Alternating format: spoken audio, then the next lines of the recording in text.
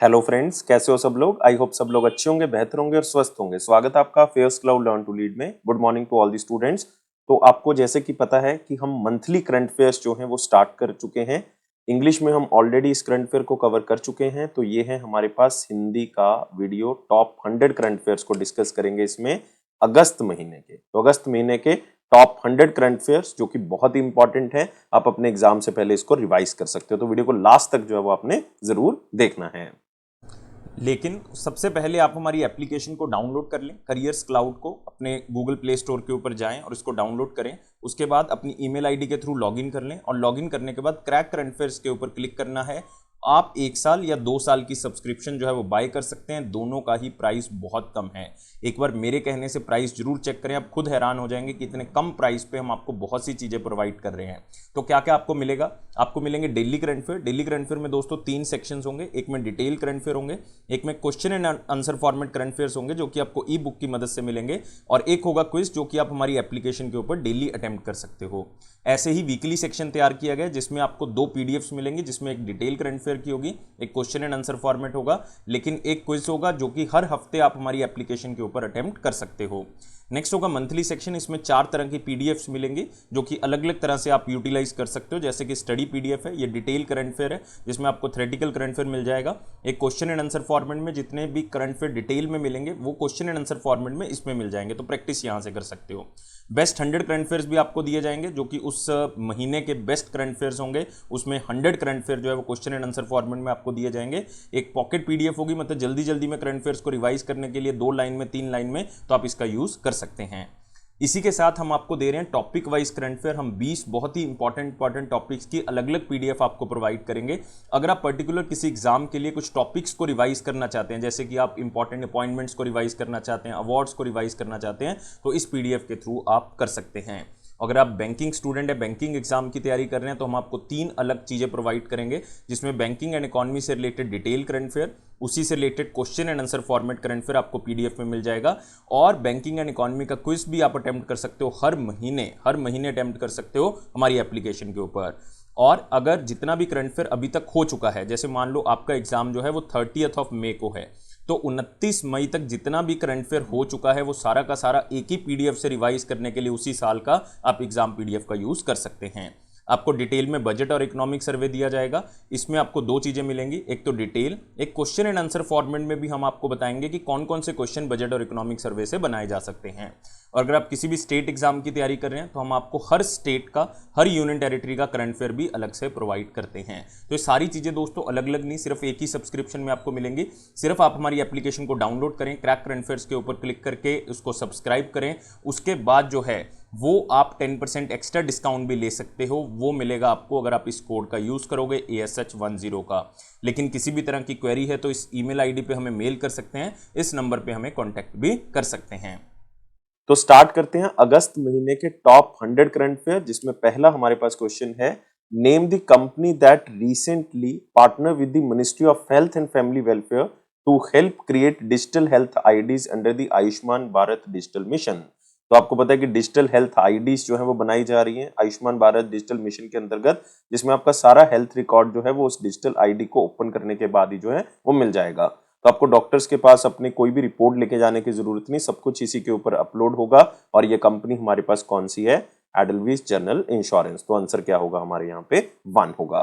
तो आपने ये भी याद रखना है कि नेशनल हेल्थ अथॉरिटी जो है वो अपेक्स बॉडी है, सबसे बड़ी बॉडी है जो कि आयुष्मान भारत डिजिटल मिशन के अंतर्गत इस हेल्थ आईडीज को बना रही है या उसको इंप्लीमेंट कर रही है। नेक्स्ट आते हैं अदानी ग्रुप, जो कि AMG मीडिया नेटवर्क लिमिटेड के नाम से है। उन्होंने कुछ परसेंटेज या कुछ स्टेक जो है वो न्यू दिल्ली टेलीविजन लिमिटेड में खरीद लिया है। वो कितने % स्टेक उन्होंने खरीदा है? तो बहुत ही सिंपल क्वेश्चन है, बहुत ही इंपॉर्टेंट है, बहुत न्यूज में रहा। 29.18% स्टेक जो है वो उन्होंने खरीद लिया है। तो यहाँ पे हम फिल कर देते हैं 29.18%। और उन्होंने ये ऑफर भी दे दिया है कि हम 26% स्टेक और खरीदना चाहते हैं, जो कि 493 करोड़ रुपए में हम खरीदना चाहते हैं। तो आंसर यहाँ पे क्या होगा? 3 होगा। तो आपने याद रखना है, बहुत ही इंपॉर्टेंट क्वेश्चन है, क्योंकि NDTV जो है वो 3 चैनल ओन करता है। एक तो NDTV 24/7, एक NDTV इंडिया ओन करता है, और एक NDTV प्रॉफिट जो है वो ओन करते हैं। तो अब आप कह सकते हो कि इसमें 29.18% स्टेक जो है वो अदानी की एक फर्म का आ चुका है। 26% और खरीदना चाहते हैं 493 करोड़ रुपए में। इसी के साथ आते हैं अगले क्वेश्चन के ऊपर। Which of the following organization was recently signed an agreement, कौन सी ऑर्गेनाइजेशन ने एक एग्रीमेंट साइन किया है for the swift development of the modern multi modal logistic parks under Bharatmala Pariyojana. तो बहुत ही अच्छे से या तेजी से डेवलप हो सके जो लॉजिस्टिक पार्क्स होते हैं जिसमें सारा का सारा सामान रखा जाता है ताकि सामान को इधर से उधर जो है वो लेके जा सके। तो एक वेयर हाउस की तरह होता है, गोडाउन की तरह होता है ये लॉजिस्टिक पार्क्स, जहां पे हम बहुत ज्यादा सामान जो है वो एक साथ रख सकते हैं, फिर उसको दूसरी जगह पे ट्रांसफर किया जा सकता है। तो 3 ऑर्गेनाइजेशंस ने एग्रीमेंट साइन किया है। एक तो national highway logistic management limited, एक इनलैंड वाटरवे अथॉरिटी और एक रेल विकास निगम लिमिटेड। तो आंसर क्या होगा? ऑल 1 2 3। अब आप खुद सोच के देख सकते हैं कि इसमें हाईवे इन्वॉल्व है, मतलब सड़क रास्ता इन्वॉल्व है, इसमें पानी का रास्ता जो है वो इन्वॉल्व है, और इसमें रेल पटरी भी जो है वो हमारे पास वो क्या है? इन्वॉल्व है। मतलब तीनों की मदद से हम सामान को जल्दी से जल्दी पहुंचा सकते हैं। इससे क्या होगा? जो भाड़ा लगेगा वो कम होगा, और आप कह सकते हो कि अभी 14% जो है वो भाड़ा लगता है सरकार के अनुमान के अकॉर्डिंग, तो उसको 10% तक लेके आने की जो है वो कोशिश सरकार की रहेगी। नेक्स्ट है, अगस्त 2022 में ministry of chemicals and fertilizer ने डिसाइड किया कि हम वन नेशन वन फर्टिलाइजर जो है वो इंप्लीमेंट करेंगे। तो उसके लिए एक सिंगल ब्रांड जो है वो लॉन्च किया गया, फर्टिलाइजर्स के लिए एक लोगो लॉन्च किया गया है। कौन सी स्कीम के अंतर्गत इसको लॉन्च किया गया है? तो इसको लॉन्च किया गया है प्रधानमंत्री भारतीय जन उर्वरक परियोजना। तो आंसर यहाँ पे क्या होगा? 3 होगा। तो आप यहाँ पे देख सकते हैं, बहुत ही इंपॉर्टेंट है ये क्वेश्चन कि ये मिनिस्ट्री ऑफ केमिकल्स और फर्टिलाइजर की तरफ से लॉन्च किया गया है, और इस सिंगल ब्रांड का नाम क्या रखा गया है? भारत। मतलब इस भारत ब्रांड से ही फर्टिलाइजर जो है वो बेचे जाएंगे, ताकि फर्टिलाइजर ब्रांड के अंदर एक यूनिफॉर्मिटी आ सके, एक अपारदर्शिता आ सके, और सारे के सारे लोगों का विश्वास जो है वो एक ही ब्रांड के ऊपर बन सके। तो इसलिए इसको प्रधानमंत्री भारतीय जन उर्वरक परियोजना के अंदर स्टार्ट किया गया। तो सिंगल ब्रांड फर्टिलाइजर का नाम ये आपको पूछा जा सकता है, भारत होगा। कौन सी स्टेटमेंट इनकरेक्ट है इनमें से? अगर हम पीजीए लैब्स का डेबिट कार्ड और क्रेडिट कार्ड का डाटा देखें, तो उन्होंने बताया कि कौन से डेबिट कार्ड बैंक ज्यादा इशू करता है, कौन क्रेडिट कार्ड ज्यादा इशू करता है। तो एक बार स्टेटमेंट को पढ़ लेते हैं, लेकिन इनकरेक्ट स्टेटमेंट को इसमें से ढूंढेंगे। तो state bank of India remained the top player with 30% of the market share of debit card as of June 2022, followed by the bank of Baroda. तो यहाँ पे ये कह रहे हैं कि एसबीआई जो है वो डेबिट कार्ड को सबसे ज्यादा जो है वो इशू करता है। 30% मार्केट का शेयर डेबिट कार्ड्स का एसबीआई का है, और दूसरा स्थान इसमें जो है वो हमारे पास वो है बैंक ऑफ बड़ौदा का। बिल्कुल सही स्टेटमेंट है। लेकिन क्रेडिट कार्ड के अंदर वो कहते हैं कि एचडीएफसी टॉप पे है, 22% मार्केट शेयर है, और दूसरा स्थान इसमें एसबीआई का है। ये भी बिल्कुल सही है। तो मतलब आपने याद रखना है कि डेबिट कार्ड में एसबीआई टॉप पे है, और क्रेडिट कार्ड के अंदर जो है वो एचडीएफसी टॉप पे है। ये तो क्लियर हो गया। तो आईसीआईसी बैंक जो है वो लार्जेस्ट क्रेडिट कार्ड इश्यूअर है इंडिया के अंदर, जिसने 3,86,000 के लगभग जून 2022 में बंदे जो है वो ऐड किए हैं, और दूसरा स्थान इसमें एक्सिस बैंक है। ये स्टेटमेंट दोस्तों गलत है, क्योंकि ये आईसीआईसी बैंक नहीं है, ये एचडीएफसी बैंक है। क्योंकि क्रेडिट कार्ड की बात हो रही है, तो सबसे ज्यादा जो लोग ऐड किए हैं क्रेडिट कार्ड के अंदर वो एचडीएफसी ने ऐड किए हैं जून 2022 में, और दूसरा स्थान इसमें एक्सिस बैंक का नहीं है, किसका है? कोटक महिंद्रा बैंक का। तो अब देख लेते हैं, इनकरेक्ट स्टेटमेंट का ही है, तो इनकरेक्ट एक ही है, तो आंसर क्या होगा? ओनली सी होगा। अगले क्वेश्चन के ऊपर आते हैं। कौन सी कंपनी ने योद्धा नाम से को ब्रांडेड रुपए क्रेडिट कार्ड लॉन्च किया है इंडियन आर्मी के लिए? तो ये बहुत ही इंपॉर्टेंट है कि कौन सी कंपनी की तरफ से लॉन्च किया गया है। ये bank of Baroda financial solutions limited की तरफ से लॉन्च किया गया है, जो कि एक सब्सिडरी है बैंक ऑफ बड़ौदा की ही। तो ये रुपए क्रेडिट कार्ड जो लॉन्च किया गया है, ये एनपीसीआई के साथ टाई अप हुआ है, क्योंकि रुपए है तो national payment corporation of India के साथ ये टाई अप किया गया है। तो इसमें कई फीचर्स हैं, लाइक कोई कंटेक्टलेस फीचर्स दिए गए हैं रुपए प्लेटफॉर्म के ऊपर, और इसके अंदर अट्रैक्टिव वेलकम बोनस दिया गया है, एक्टिवेशन चार्जेस जो है वो ऑफ कर दिए गए हैं, गिफ्ट जो है वो मिलेंगे जितना आप खर्च करोगे, कॉम्प्लीमेंट्री जो है वो एयरपोर्ट लाउंज मिलेगा, गोल्फ गेम के एक्सेस मिलेंगे। लेकिन ये किसके लिए किया गया है? इंडियन आर्मी के लिए। ये आपने याद रखना है, ये आपको पूछा जा सकता है। और इस क्रेडिट कार्ड का नाम क्या है? योद्धा। नेक्स्ट आते हैं, अगस्त 2022 में पीएफआरडीए ने अनाउंस किया है कि एक ट्रेल कमीशन 0.20% जो है वो नेशनल पेंशन जो अकाउंट्स हैं डी रेमिट कॉन्ट्रीब्यूशन के अंदर आते हैं, तो उनको पॉइंट ऑफ प्रेजेंस के बेसिस पे 1 सितंबर 2022 को 0.20% जो है वो अलग से एक ट्रेल कमीशन जो है वो दिया जाएगा।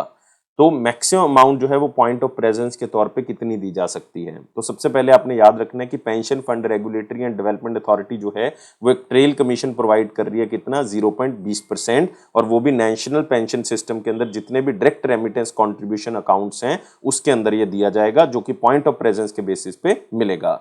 और आपने याद रखना है इसमें मिनिमम लिमिट जो पॉइंट ऑफ प्रेजेंस की होती है वो 15 रुपए होती है, और मैक्सिमम जो लिमिट होती है वो होती है 10,000 रुपए। तो याद रखना है आंसर क्या होगा इसका, 3 होगा।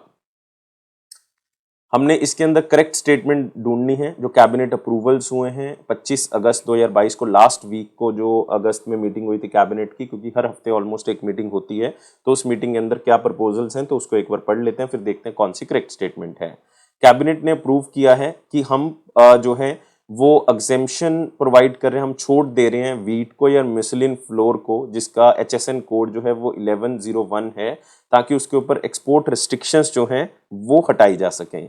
तो ये हटाने के लिए कैबिनेट ने अप्रूवल दे दिया है। याद रखना है ये कौन सा वीट है, ये मिसलिन वीट है जिसका HSN कोड 1101 है।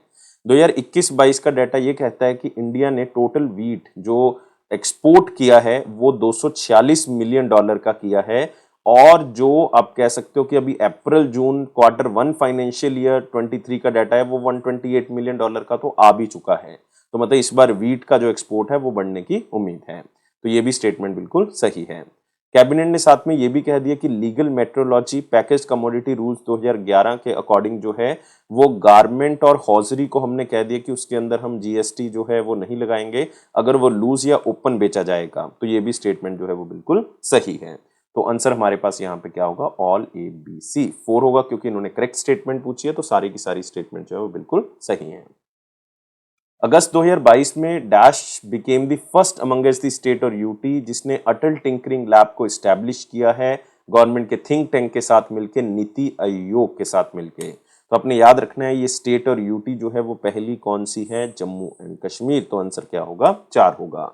तो Jammu and Kashmir union territory ऐसी पहली स्टेट या यूनियन टेरिटरी बन चुकी है जिसने अटल टिंकरिंग लैब को इस्टेब्लिश किया है नीति आयोग के साथ मिलके, और ये 50:50 के बेसिस पे किया गया है, मतलब 50% इसमें हिस्सा J&K का होगा, 50% जो है वो नीति आयोग का होगा। तो मेन मकसद यही है कि यंग माइंड्स को आगे बढ़ाया जा सके, जो स्टूडेंट्स इनोवेशन करने के लिए इच्छुक हैं वो इसमें आए और अपनी इनोवेशन को और आगे लेके जा सकते हैं। तो ये बहुत ही अच्छा है, और अपनी जो इनोवेशन है वो कंज्यूमर या कस्टमर्स तक पहुंचा सकते हैं। कौन सी कंपनी ने रिसेंटली पार्टनरशिप की है रेल टेल के साथ, ताकि इंडिया का पहला रेडियो असेस नेटवर्क सोल्यूशन जो है वो लगाया जा सके कंजेस्टेड लोकेशंस में। तो ये दोस्तों आपको पता है कि CPSC कंपनी है, मतलब सेंट्रल पब्लिक सेक्टर एंटरप्राइज, एक मिनी रत्ना कंपनी है रेल टेल जो कि मिनिस्ट्री ऑफ रेलवे के अंडर आती है। इन्होंने क्लाउड एक्सटेल के साथ टाई अप किया है। तो आंसर क्या होगा, 4 होगा, जो कि एक full stack network service provider company है। तो दोनों कंपनीज मिलके इंडिया का पहला शेयर्ड रेडियो असेस नेटवर्क जो है वो लगाएंगे, ताकि कंजेस्टेड एरियाज में जो है वो नेटवर्क अच्छा खासा आ सके, वहां पे नेटवर्क यूजेस में कोई भी प्रॉब्लम ना आए। और इन्होंने डेमो बेसिस पे या पायलट प्रोजेक्ट के बेसिस पे इसको लगाया कहाँ पे है, मुंबई सेंट्रल रेलवे स्टेशन। ये याद रखना है, मुंबई सेंट्रल रेलवे स्टेशन पे इसको स्थापित किया गया है। और इसमें कई कंपनी साथ दे रही हैं, इसमें भारती एयरटेल साथ दे रहा है, वोडाफोन आइडिया साथ दे रहा है, नोकिया इसमें साथ दे रहा है। तो ये सारी कंपनीज इसमें पार्टिसिपेट कर रही हैं ताकि कंजेस्टेड एरियाज में या लोकेशंस में नेटवर्क को इंप्रूव किया जा सके। कौन सी इंश्योरेंस कंपनी है जिसने इंडिया का पहला इलेक्ट्रिक व्हीकल इकोसिस्टम जो है वो लॉन्च किया, जिसका नाम है all things electric vehicle, all things electric vehicle. तो ये भी अपने आप में एक बहुत ही इंपॉर्टेंट है, और ये कंपनी हमारे पास है HDFC आर्गो जनरल इंश्योरेंस। तो आंसर क्या होगा, 1 होगा। तो ऑल थिंग्स इलेक्ट्रिक व्हीकल जो कि इंडिया का वन स्टॉप सोल्यूशन है, वन स्टॉप सोल्यूशन पोर्टल है। जब आप इस पे लॉग इन करोगे तो इसमें आपको जितनी भी इंफॉर्मेशन चाहिए इलेक्ट्रिक व्हीकल से रिलेटेड वो सारी की सारी मिल जाएगी। तो ये गवर्नमेंट ऑफ इंडिया का इनिशिएटिव है कि हमने इलेक्ट्रिक मोबिलिटी को बढ़ाना है, व्हीकल्स के अंदर इलेक्ट्रिक व्हीकल्स को हमने बढ़ाना है, तो उसके ऊपर ये फोकस किया जा रहा है। और HDFC आर्गो के जो मैनेजिंग डायरेक्टर और CEO हैं वो हैं रितेश कुमार जी, रितेश कुमार। नेक्स्ट, किसको रिसेंटली अपॉइंट किया गया है chairman of the defence research and development organization, DRDO के नए चेयरमैन कौन बने हैं, ये आपने याद रखना है, बहुत ही इंपॉर्टेंट क्वेश्चन है। साथ ही साथ वो सेक्रेटरी बने हैं department of defence research and development के, और ये नाम है हमारे पास समीर वी कामत। तो आंसर क्या होगा इसका? 4 होगा। तो मिनिस्ट्री ऑफ डिफेंस की तरफ से ये अपॉइंटमेंट सामने आई है, समीर वी कामत को नया चेयरमैन लगा दिया है डीआरडीओ। इससे पहले आपको पूछ सकते हैं कि कौन थे, तो बहुत ही इंपॉर्टेंट पर्सनैलिटी जी सतीश रेड्डी जो है वो इससे पहले हमारे पास क्या थे, ये डीआरडीओ के चेयरमैन थे, लेकिन अब इनको बदल दिया गया है, साइंटिफिक एडवाइजर लगा दिया गया है, साइंटिफिक एडवाइजर लगा दिया रक्षा मंत्री के पद पे, रक्षा मंत्री के पद पे।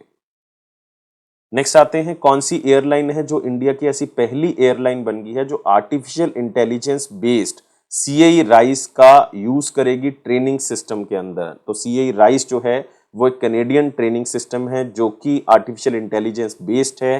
तो सीएई का यहाँ पे मतलब भी यही है, Canadian aviation electronics limited, aviation electronics limited.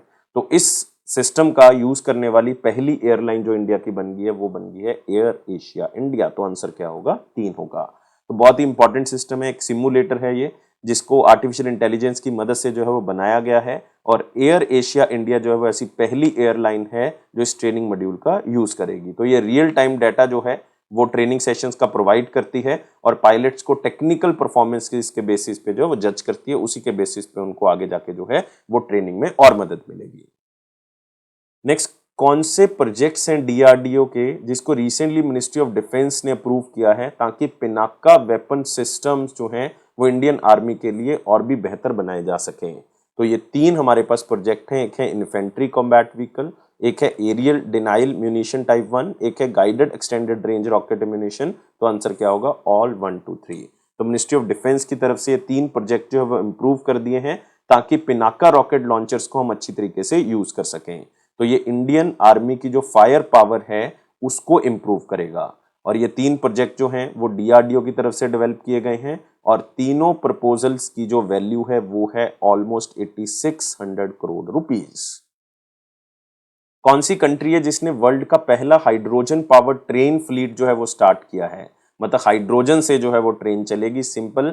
और ये वर्ल्ड की कौन सी कंट्री है जिसने इसको स्टार्ट किया है? वो है दोस्तों जर्मनी। तो आंसर क्या होगा इसका? 4 होगा। तो वर्ल्ड का first hydrogen power train fleet ये जर्मन गवर्नमेंट का एक इनिशिएटिव है, और ये साथ में एक इनिशिएटिव ये भी है कि हम इन्वायरमेंट फ्रेंडली ट्रेवल जो है वो स्टार्ट कर सकें। तो ये दूसरे जो देश हैं उनको भी एक संदेश है कि आप भी जो है वो इन्वायरमेंट फ्रेंडली ट्रेवल के ऊपर फोकस करें। तो आजकल मैक्सिमम ट्रेन जो वो डीजल के ऊपर चल रही हैं, तो ये जो ट्रेन फ्लीट होगा हाइड्रोजन का ये उसको रिप्लेस करेगा। और इसको एक फ्रेंच की कंपनी है जिसका नाम है एल्स्टम, वो इसको बनाती है, और इसकी स्पीड जो है वो 50 से लेकर 75 माइल्स पर आवर के बेसिस पे चलती है, और मैक्सिमम स्पीड इसकी 87 माइल्स पर आवर है। और इसकी रेंज जो है वो 621 माइल्स की है, मतलब एक बार में ये 621 माइल चल सकता है या 1000 किलोमीटर तक ये ट्रेन चल सकती है। Which bank recently signed A memorandum of understanding? कौन से बैंक ने एक एमओयू साइन किया है national minorities development and finance corporation के साथ, ताकि वो इस फाइनेंस कॉर्पोरेशन का सॉफ्टवेयर, अकाउंटिंग सॉफ्टवेयर और मोबाइल एप्लीकेशन का निर्माण कर सकें। और ये हमारे पास बैंक है आईसीआईसीआई बैंक। तो आंसर यहाँ पे क्या होगा? 1 होगा। तो आईसीआईसीआई बैंक जो है वो डिजाइन करेगी, डेवलप करेगी और डिप्लॉय करेगी एप्लीकेशंस। किसके लिए करेगी? ये फाइनेंस कॉर्पोरेशन के लिए करेगी, national minority development and finance corporation के लिए, ताकि जितने भी लोगों ने इनसे लोन लिया हुआ है तो लोन को रीपे बहुत अच्छे से कर सके, उनके पास ऑप्शंस बहुत ज्यादा हो, और साथ ही साथ जो है वो लोन प्रोसेसिंग जो है वो बहुत ही इजी हो सके। तो इसके लिए इसको क्या किया गया है? लॉन्च किया गया है। नेक्स्ट, अगस्त 2022 में फीफा ने जो है वो बैन हटा दिया है ऑल इंडिया फुटबॉल फेडरेशन के ऊपर सुप्रीम कोर्ट के ऑर्डर के बाद। तो सबको पता है कि ऑल इंडिया फुटबॉल फेडरेशन के ऊपर जो है वो बैन लगा दिया था, क्योंकि इनका मानना था कि थर्ड पार्टी जो है वो यहाँ पे ज्यादा इन्फ्लुएंसेस है, बाहर से जो है वो लोग ज्यादा इन्फ्लुएंस करते हैं, इसलिए जो है वो बैन लगा दिया गया था। लेकिन अब हटा दिया है, तो इंडिया के लिए खुशखबरी है, क्योंकि अंडर 17 वुमेन वर्ल्ड कप 2022 जो है वो इंडिया में होने वाला है, अक्टूबर में होना है। ये कौन से नंबर का एडिशन है अंडर 17 वुमेन वर्ल्ड कप का? तो ये है दोस्तों 7th एडिशन। तो आंसर क्या होगा? 3 होगा। तो आपने याद रखना है इंडिया इसको होस्ट कर रहा है, under 17 women world cup 7th edition, और ये 11 से लेकर 30 अक्टूबर के बीच में खेला जाएगा। 3 स्टेडियम्स में ये खेला जाना है, एक तो कलिंग स्टेडियम में खेला जाना है भुवनेश्वर में, एक जवाहरलाल नेहरू स्टेडियम में खेला जाना है गोवा के अंदर, और एक डीवाई पाटिल स्टेडियम के अंदर खेला जाना है, जो कि कहाँ पे है? नवी मुंबई के अंदर। तो महाराष्ट्र, गोवा और ओडिशा 3 जगह पे ये मैचेस जो हैं वो होने हैं। तो पहले 15 अगस्त को जो है वो फीफा ने बैन लगा दिया था, लेकिन अब हटा दिया है। तो इस चीज को आपने याद रखना है, कौन से नंबर का एडिशन है ये भी इंपॉर्टेंट है। कौन से पॉइंट्स करेक्ट हैं, क्योंकि नरेंद्र मोदी जी रिसेंटली गुजरात में आए हैं तो उन्होंने कुछ चीज़ों का उद्घाटन किया है, तो उसको पढ़ते हैं एक बार, फिर देखते हैं कि कौन कौन से पॉइंट्स जो हैं वो इसमें सही हैं। प्राइम मिनिस्टर नरेंद्र मोदी ने जो है वो एक नई ऑफिस बिल्डिंग का उद्घाटन किया। कौन सी ऑफिस बिल्डिंग? गुजरात राज्य खादी ग्राम उद्योग बोर्ड का। और साथ में एक पैदल चलने वाला ब्रिज, जिसको फुट ओवर ब्रिज कह सकते हो, जिसका नाम है अटल ब्रिज, उसका उद्घाटन किया, जो कि साबरमती रिवर के ऊपर बना हुआ है अहमदाबाद में। तो ये बहुत ही इंपॉर्टेंट है कि अटल ब्रिज जो है वो कहाँ पे है? साबरमती रिवर के ऊपर है अहमदाबाद में। प्राइम मिनिस्टर नरेंद्र मोदी ने उसका उद्घाटन किया, तो बिल्कुल सही स्टेटमेंट है। प्राइम मिनिस्टर नरेंद्र मोदी ने इंडिया का पहला अर्थक्वेक मेमोरियल जो है वो उसका भी उद्घाटन किया, क्योंकि आपको पता है 2002 में भुज में अर्थक्वेक्स आए थे, तो उसके बाद जो है वो पूरा का पूरा जो भुज का एरिया वो खत्म हो गया था, तो उसी के नाम से फर्स्ट अर्थक्वेक मेमोरियल बनाया गया, जिसका नाम है Smriti 1, a state of art Smriti on 7 themes at Bhuj. तो ये भुज में बनाया गया, ये आपने याद रखना है। तो ये भी स्टेटमेंट क्या है? सही है। फाउंडेशन स्टोन मारुति सुजुकी के 2 प्लांट्स का उद्घाटन किया, एक हरियाणा में एक गुजरात में, क्योंकि 40 साल पूरे हो चुके हैं सुजुकी के इंडिया के अंदर। तो ये भी स्टेटमेंट बिल्कुल सही है। तो इसका मतलब अगर करेक्ट स्टेटमेंट ढूंढे तो तीनों की तीनों सही हैं, तो आंसर क्या होगा? All A B C. इसी के साथ आते हैं अगले क्वेश्चन के ऊपर। कौन से पॉइंट्स करेक्ट हैं मिलेट कनक्लेव को लेके? जो रिसेंटली मिलेट कनक्लेव हुई है उसको लेके कौन से पॉइंट्स करेक्ट हैं इसमें, देखते हैं। निर्मला सीतारमन जी ने इस 2 दिन के मिलेट कनक्लेव को अटेंड किया। इसका थीम क्या था? Making many millet magnets, making many millet entrepreneurs. बिल्कुल सही है, थीम आपने याद रखना है। आंसर इसका ए तो यहाँ पे सही लग रहा है। मिलेट कनक्लेव 2022 जो है वो 2 ऑर्गेनाइजेशंस ने मिलकर ऑर्गेनाइज की है। ये 2 ऑर्गेनाइजेशन है, एक तो national bank for agriculture and rural development मतलब नाबार्ड होगा, एक हमारे पास university of agriculture sciences Raichur Karnataka होगा। तो बिल्कुल सही है, दोनों ने ही इसका उद्घाटन किया है, दोनों ने इसको ऑर्गेनाइज किया है। फाइनेंस मिनिस्टर ने अनाउंस किया है कि मिलेट चैलेंज के अंतर्गत जो है वो 5 करोड़ की राशि 3 स्टार्टअप्स को मिलेगी जो मिलेट्स के अंदर बहुत अच्छा काम करेंगे। तो दोस्तों याद रखना है, यहाँ पे 5 करोड़ की राशि नहीं, ये 1 करोड़ की राशि है 3 स्टार्टअप्स को, 20-20 लाख की राशि है 15 स्टार्टअप्स के लिए, और 10-10 लाख की राशि है और 15 स्टार्टअप्स के लिए। तो इसका मतलब यहाँ पे 1 करोड़ होगा, तो ये स्टेटमेंट तो गलत हो ही गई। लेकिन साथ में जो फाइनेंस मिनिस्टर निर्मला सीतारमन जी ने कहा है कि 15 करोड़ रुपए जो है वो नाबार्ड की तरफ से इस यूनिवर्सिटी ऑफ एग्रीकल्चर साइंस को दिए जाएंगे, जो रायचूर कर्नाटका में नहीं। ये 15 करोड़ नहीं दोस्तों, 25 करोड़ की राशि जो है वो दी जाएगी। तो सी स्टेटमेंट गलत है। करेक्ट पूछा है तो ओनली ए एंड बी होगा, इनकरेक्ट पूछा होता तो ओनली सी हो जाता। तो यहां से आंसर जो है वो बिल्कुल क्लियर है। वर्ल्ड का लार्जेस्ट रिलीजियस मॉन्यूमेंट जिसका नाम है द टेम्पल ऑफ वैदिक प्लानिटेरियम, वो 2024 में ओपन किया जाएगा। कौन सी स्टेट में ये टेम्पल ऑफ वैदिक प्लानिटेरियम जो है वो स्थित है, या कहां पे इसको बनाया जा रहा है अभी? तो ये वेस्ट बंगाल में दोस्तों बनाया जा रहा है। तो सारे स्टूडेंट्स को पता है कि वेस्ट बंगाल में बनाया जा रहा है, इसलिए एग्जामिनर आपसे पूछ सकता है कि एग्जैक्ट लोकेशन कौन सी है। तो याद रखना है, एग्जैक्ट लोकेशन जो है वो मायापुर है। कहाँ पे स्थित है? नाडिया डिस्ट्रिक्ट के अंदर स्थित है, वेस्ट बंगाल में। इसके ऊपर टोटल $100 मिलियन जो है वो खर्च किए जाएंगे, मतलब 7 बिलियन रुपीस खर्च किए जाएंगे, और 2024 में ओपन होगा। वैसे 2022 में होना था, लेकिन कोविड के चलते हुए 2 साल का डिले हो गया। तो वीकली वीडियो के अंदर आप इसका फोटो भी देख सकते हो, हमने उसके अंदर यूज किया था। और आपने एक बात और याद रखनी है कि ये एक बहुत ही फेमस कृष्णा कॉन्शियसनेस सोसाइटी है, ये उसका हेडक्वार्टर भी बनेगा, जिसको हम क्या कहते हैं? एस्कॉन। तो याद रखना है, ये international society of Krishna consciousness का हेडक्वार्टर भी रहेगा। और इसमें वर्ल्ड का लार्जेस्ट डोम भी जो है वो बना है, ये भी आप याद रख सकते हो। इवन ये ताजमहल और सेंट पॉल कैथेड्रल जो कि वेटिकन के अंदर स्थित है उससे भी बड़ा है। तो इसलिए वर्ल्ड का लार्जेस्ट वैदिक प्लानिटेरियम जो रिलीजियस मॉन्यूमेंट जो है वो वेस्ट बंगाल में बनाया जा रहा है। अगस्त 2022 में national payment corporation of India international payment limited की तरफ से एक एमओयू साइन किया गया पे एक्सपर्ट के साथ, और आप कह सकते हो कि वो ऐसा पहला अक्वायरर बन गया है पे एक्सपर्ट जो कि यूपीआई को या रुपे कार्ड को कौन सी कंट्री के अंदर यूज करेगा। तो मैं आपको बता दूं, पे एक्सपर्ट जो है वो लंदन बेस्ड जो है वो पेमेंट सर्विस प्रोवाइडर कंपनी है। तो अगर आप देखोगे ये पेमेंट सोल्यूशन प्रोवाइडर कंपनी है तो लंदन से है, तो आंसर यहां से क्या होगा? यूनाइटेड किंगडम होगा। तो एनपीसीआई इंटरनेशनल पेमेंट लिमिटेड जो कि फुली ओन्ड सब्सिडरी है national payment corporation of India की, उन्होंने एमओयू साइन किया है पे एक्सपर्ट के साथ, ताकि वो इंटरनेशनली यूपीआई को और रुपे कार्ड को एक आप कह सकते हो दर्जा प्रदान कर सके, ताकि यूनाइटेड किंगडम के अंदर भी यूपीआई के माध्यम से पेमेंट हो सके या रुपे कार्ड के माध्यम से पेमेंट हो सके। तो एनपीसीआई ही है वो ऑर्गेनाइजेशन जो कि वर्ल्ड का largest real time payment solution provide करता है, ये यूपीआई और रुपे कार्ड।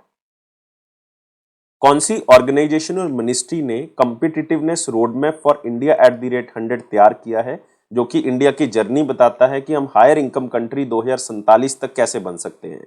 @100 का मतलब है कि 2047 तक इंडिया 100 साल का हो जाएगा, क्योंकि 100 साल हम इंडिपेंडेंस के सेलिब्रेट करेंगे।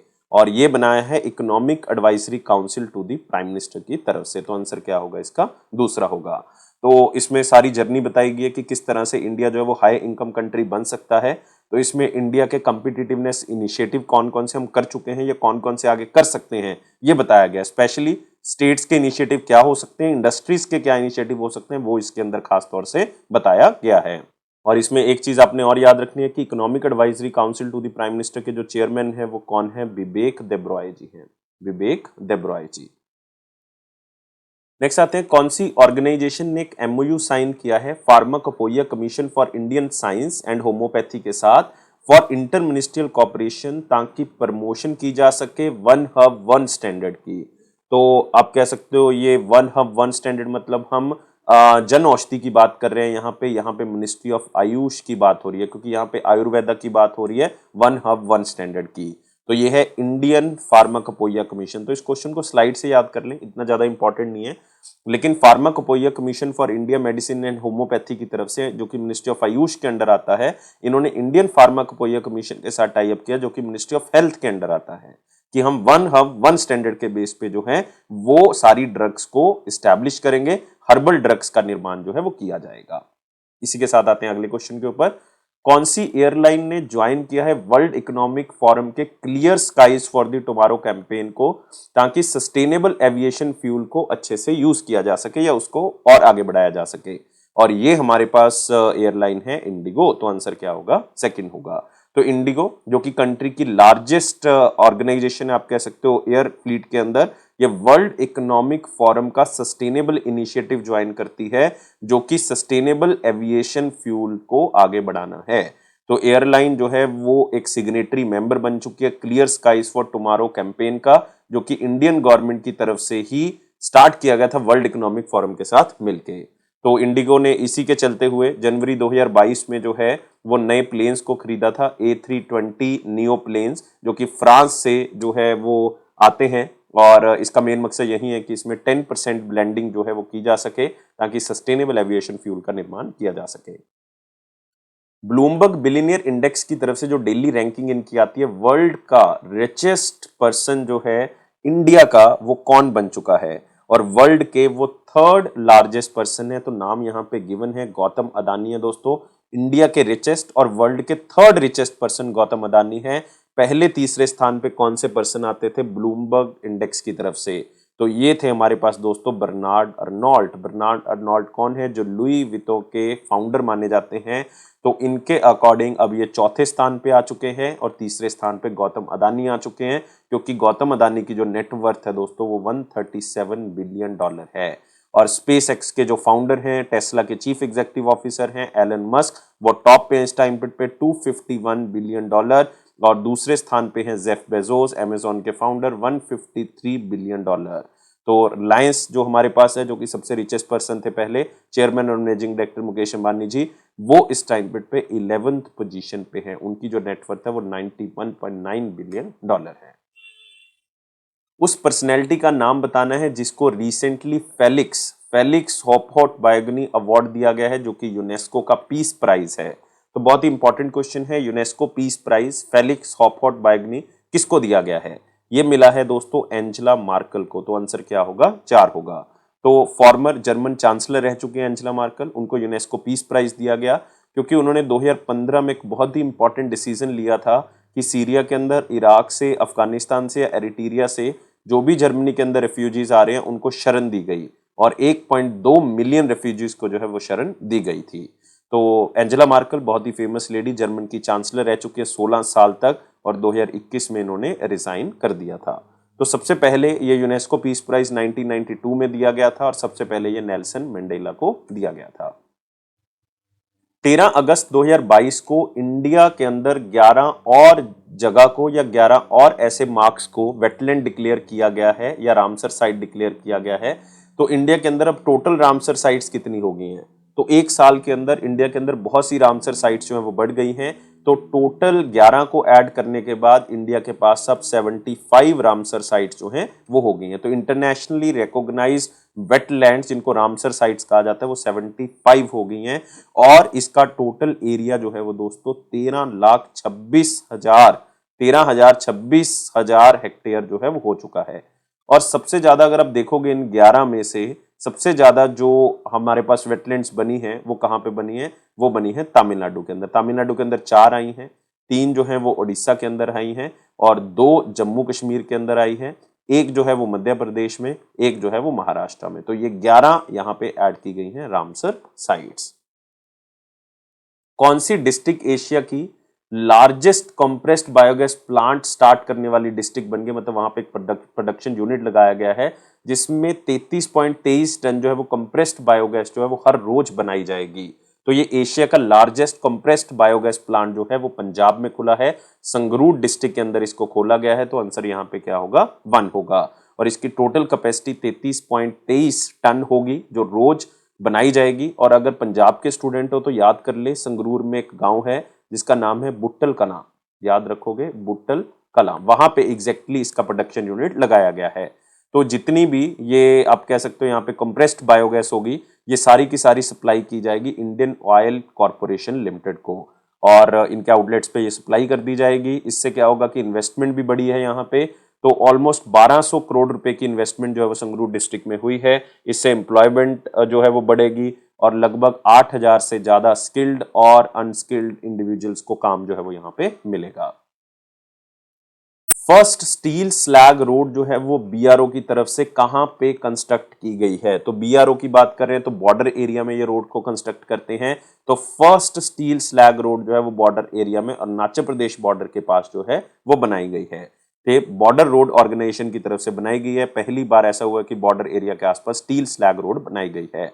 तो ये कनेक्टिविटी जो है वो अरुणाचल प्रदेश की और भी इंप्रूव कर देगा, याद रख सकते हो आप इसको। और प्रोजेक्ट जो है वो पहले पायलट प्रोजेक्ट के तौर पे चला दिया गया था लेकिन बॉर्डर एरिया में नहीं स्टार्ट किया गया था। 100% स्टील स्लैग रोड जो है वो गुजरात पोर्ट पे बनाई गई थी, सबसे पहले गुजरात पोर्ट पे बनाई गई थी। ये 1.2 किलोमीटर का हजीरा पोर्ट था जो कि रिसर्च एंड डेवलपमेंट करने के बाद वहां पे जो हमारा सेंट्रल रोड रिसर्च इंस्टीट्यूट है उसकी मदद से यहाँ पे इसको लगाया गया था और मिनिस्ट्री ऑफ स्टील की मदद से इसको बनाया गया था।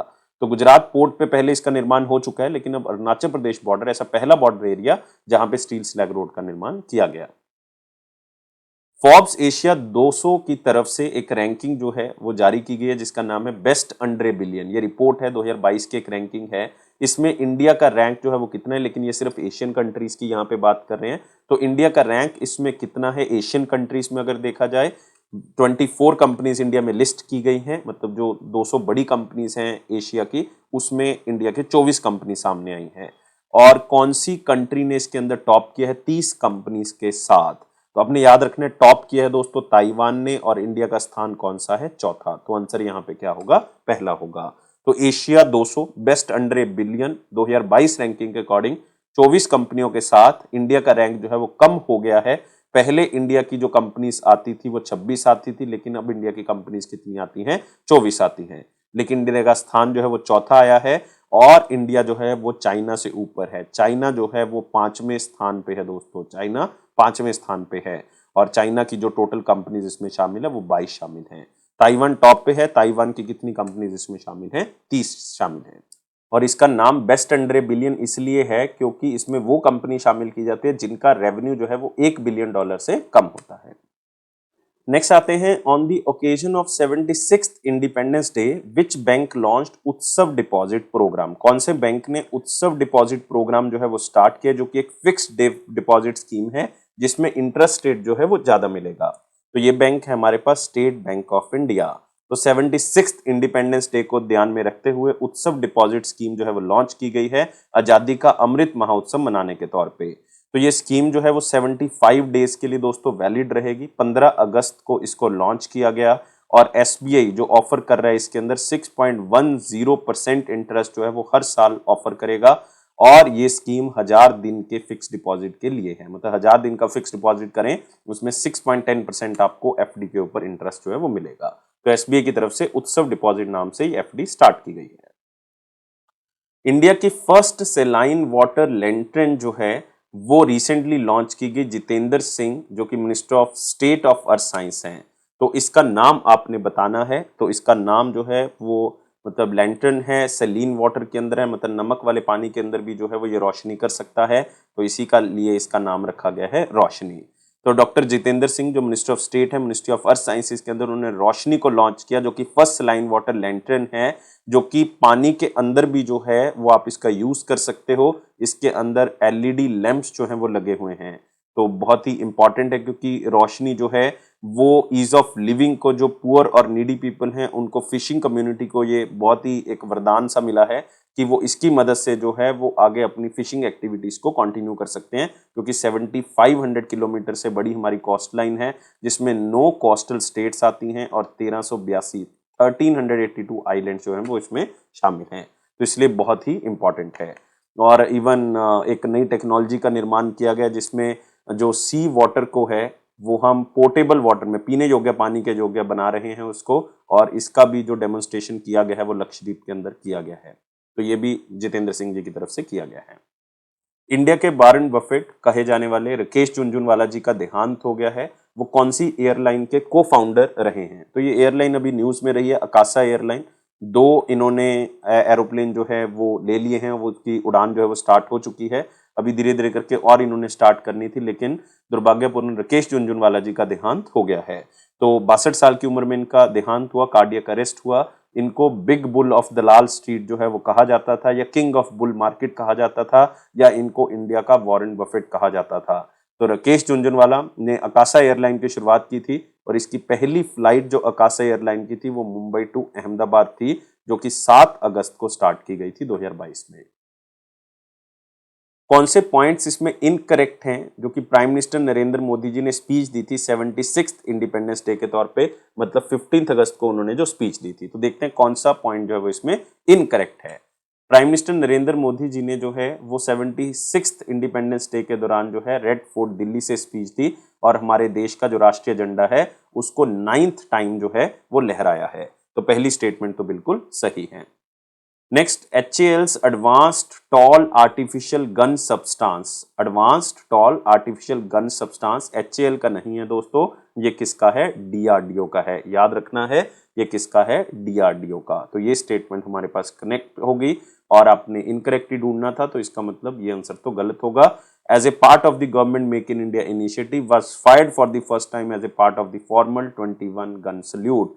तो इस आर्टिफिशियल गन सब्सटेंस का यूज किया गया जो कि DRDO की तरफ से डेवलप किया गया 21 गन सैल्यूट के अंदर। तो ये HAL का नहीं है, DRDO का है।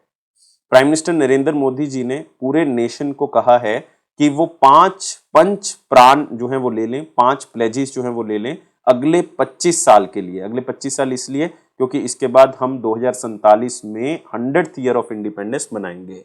और 5 प्लेजेस के तौर पे उन्होंने स्पेशली ये कहा है कि नारी शक्ति के ऊपर फोकस किया जाए और फीमेल की रिस्पेक्ट जो है वो की जाए क्योंकि ये क्रूशियल पिलर हैं हमारे नेशन के लिए। तो ये इंपॉर्टेंट हो गया, ये भी स्टेटमेंट सही है। नेक्स्ट, इंडिपेंडेंस डे 2022 की स्पीच में उन्होंने रेड फोर्ट से ये स्लोगन दिया, जय अनुसंधान, मतलब इनोवेशन के ऊपर फोकस जो है वो किया जाए। बिल्कुल सही स्टेटमेंट है।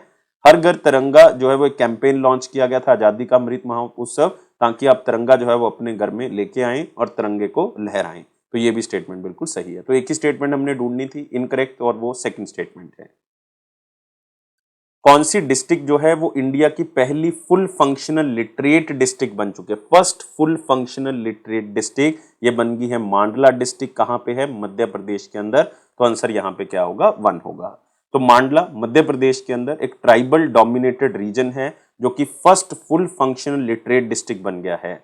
क्योंकि 2020 के अंदर यहाँ की जो डिस्ट्रिक्ट एडमिनिस्ट्रेशन है उसने कैंपेन चलाया था ताकि इन जो भी रेजिडेंट्स हैं इस डिस्ट्रिक्ट के उनको हमने फुली लिटरेट करना है डिपार्टमेंट ऑफ एजुकेशन की मदद से, चाइल्ड डेवलपमेंट की मदद से। तो पूरी की पूरी डिस्ट्रिक्ट जो है वो 2 साल के अंदर ही फुली लिटरेट बना दी गई है, मतलब वो अपना नाम लिख सकते हैं, काउंटिंग कर सकते हैं, अपना नाम जो है वो पढ़ सकते हैं। तो उनको हम जनरली लिटरेट डिस्ट्रिक्ट के तौर पे ले लेते हैं। कौन सा बैंक जो है वो इंडिया का पहला state of art dedicated branch खोलता है, जो कि सिर्फ किसके लिए, स्टार्टअप्स के लिए है, और वहां कहां पे खोली गई है, कोरामंगला, बेंगलुरु, कर्नाटका में। तो कौन से बैंक ने पहली ऐसी ब्रांच खोली है, इंडिया की पहली ऐसी ब्रांच जो सिर्फ स्टार्टअप्स को लोन जो है वहां पे प्रोवाइड करेगी, सिर्फ स्टार्टअप्स की सहायता करेगी, और ये खोली है स्टेट बैंक ऑफ इंडिया ने। कहां पे खोली है ये आपको पूछा जा सकता है, कोरामंगला में इस ब्रांच को खोला गया है। तो एक वन स्टॉप शॉप होगी आप कह सकते हो, जो स्टार्टअप्स और कॉर्पोरेट्स के लिए बनाई गई है। तो ये एसबीआई के जो चेयरमैन है दिनेश कुमार खरा जी ने, उन्होंने इसका उद्घाटन किया, और आप कह सकते हो ये बिगेस्ट हब है बेंगलुरु स्टार्टअप्स का, तो इसलिए इसका उद्घाटन जो है वो यहाँ पे किया गया है। इंदिरा नगर एरिया में इसको खोला गया है।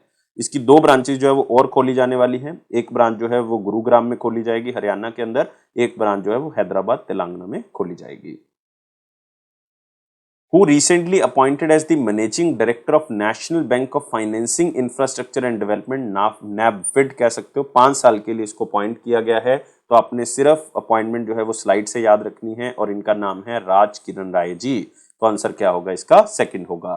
तो सेंट्रल गवर्नमेंट और board of national bank for financing infrastructure and development की तरफ से राज किरण राय जी को 5 साल के लिए मैनेजिंग डायरेक्टर बना दिया गया है। तो वो 8 अगस्त से इस पद पे आ चुके हैं, और 18 मई 2027 तक जो है वो इस पद पे रहेंगे। और इससे पहले वो मैनेजिंग डायरेक्टर और सीईओ रह चुके हैं, कौन से बैंक के, यूनियन बैंक ऑफ इंडिया के। Cricketer Kevin Joseph O'Brien ने रिसेंटली रिटायरमेंट ले ली है इंटरनेशनल क्रिकेट से। वो कौन सी कंट्री से बिलोंग करते हैं? तो बहुत ही सिंपल क्वेश्चन है, स्लाइड से याद रख लें। केविन ऑफ ब्रायन जो है वो आयरलैंड के एक बहुत ही फेमस क्रिकेटर थे। उन्होंने इंटरनेशनल क्रिकेट से संन्यास ले लिया है। इवन ये आयरलैंड के फर्स्ट क्रिकेटर थे जिन्होंने सेंचुरी लगाई थी रेड बॉल क्रिकेट के अंदर। और केविन ऑफ ब्रायन जो है वो 2006 में अपनी पारी की शुरुआत करते हैं आयरलैंड की तरफ से, और लॉन्गेस्ट सर्विंग क्रिकेटर्स में से आते हैं आयरलैंड के।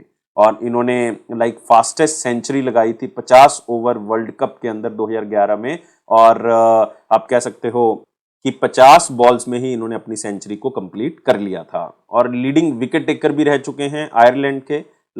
इन्होंने 114 विकेट्स जो हैं वो ली हैं, तो इनकी एवरेज भी जो है वो 32.68 है। तो केविन ओ ब्रायन का नाम जो है वो आप जरूर याद रखेंगे। अगले क्वेश्चन के ऊपर आते हैं। Which of the following points are incorrect? कौन सी स्टेटमेंट इनकरेक्ट है जो कैबिनेट की रिसेंटली मीटिंग हुई है 17 अगस्त को? तो देखते हैं कौन से पॉइंट जो है इसमें से इनकरेक्ट हैं। तो यूनियन कैबिनेट ने अप्रूव किया है एक एग्रीमेंट जो कि इंडिया और फ्रांस के बीच में हुआ था, ताकि इंटरनेशनल ट्रांसपोर्ट फोरम को हम इंप्रूव कर सके, इंटरनेशनल ट्रांसपोर्ट फोरम को इंडिया के अंदर लागू कर सके, इंडिया के ट्रांसपोर्ट सेक्टर में लागू कर सके। तो बिल्कुल सही स्टेटमेंट है। यूनियन कैबिनेट ने अप्रूवल दे दिया है कि emergency credit line guarantee scheme के अंतर्गत जो है वो 10,000 करोड़ रुपए बढ़ाए जाएं।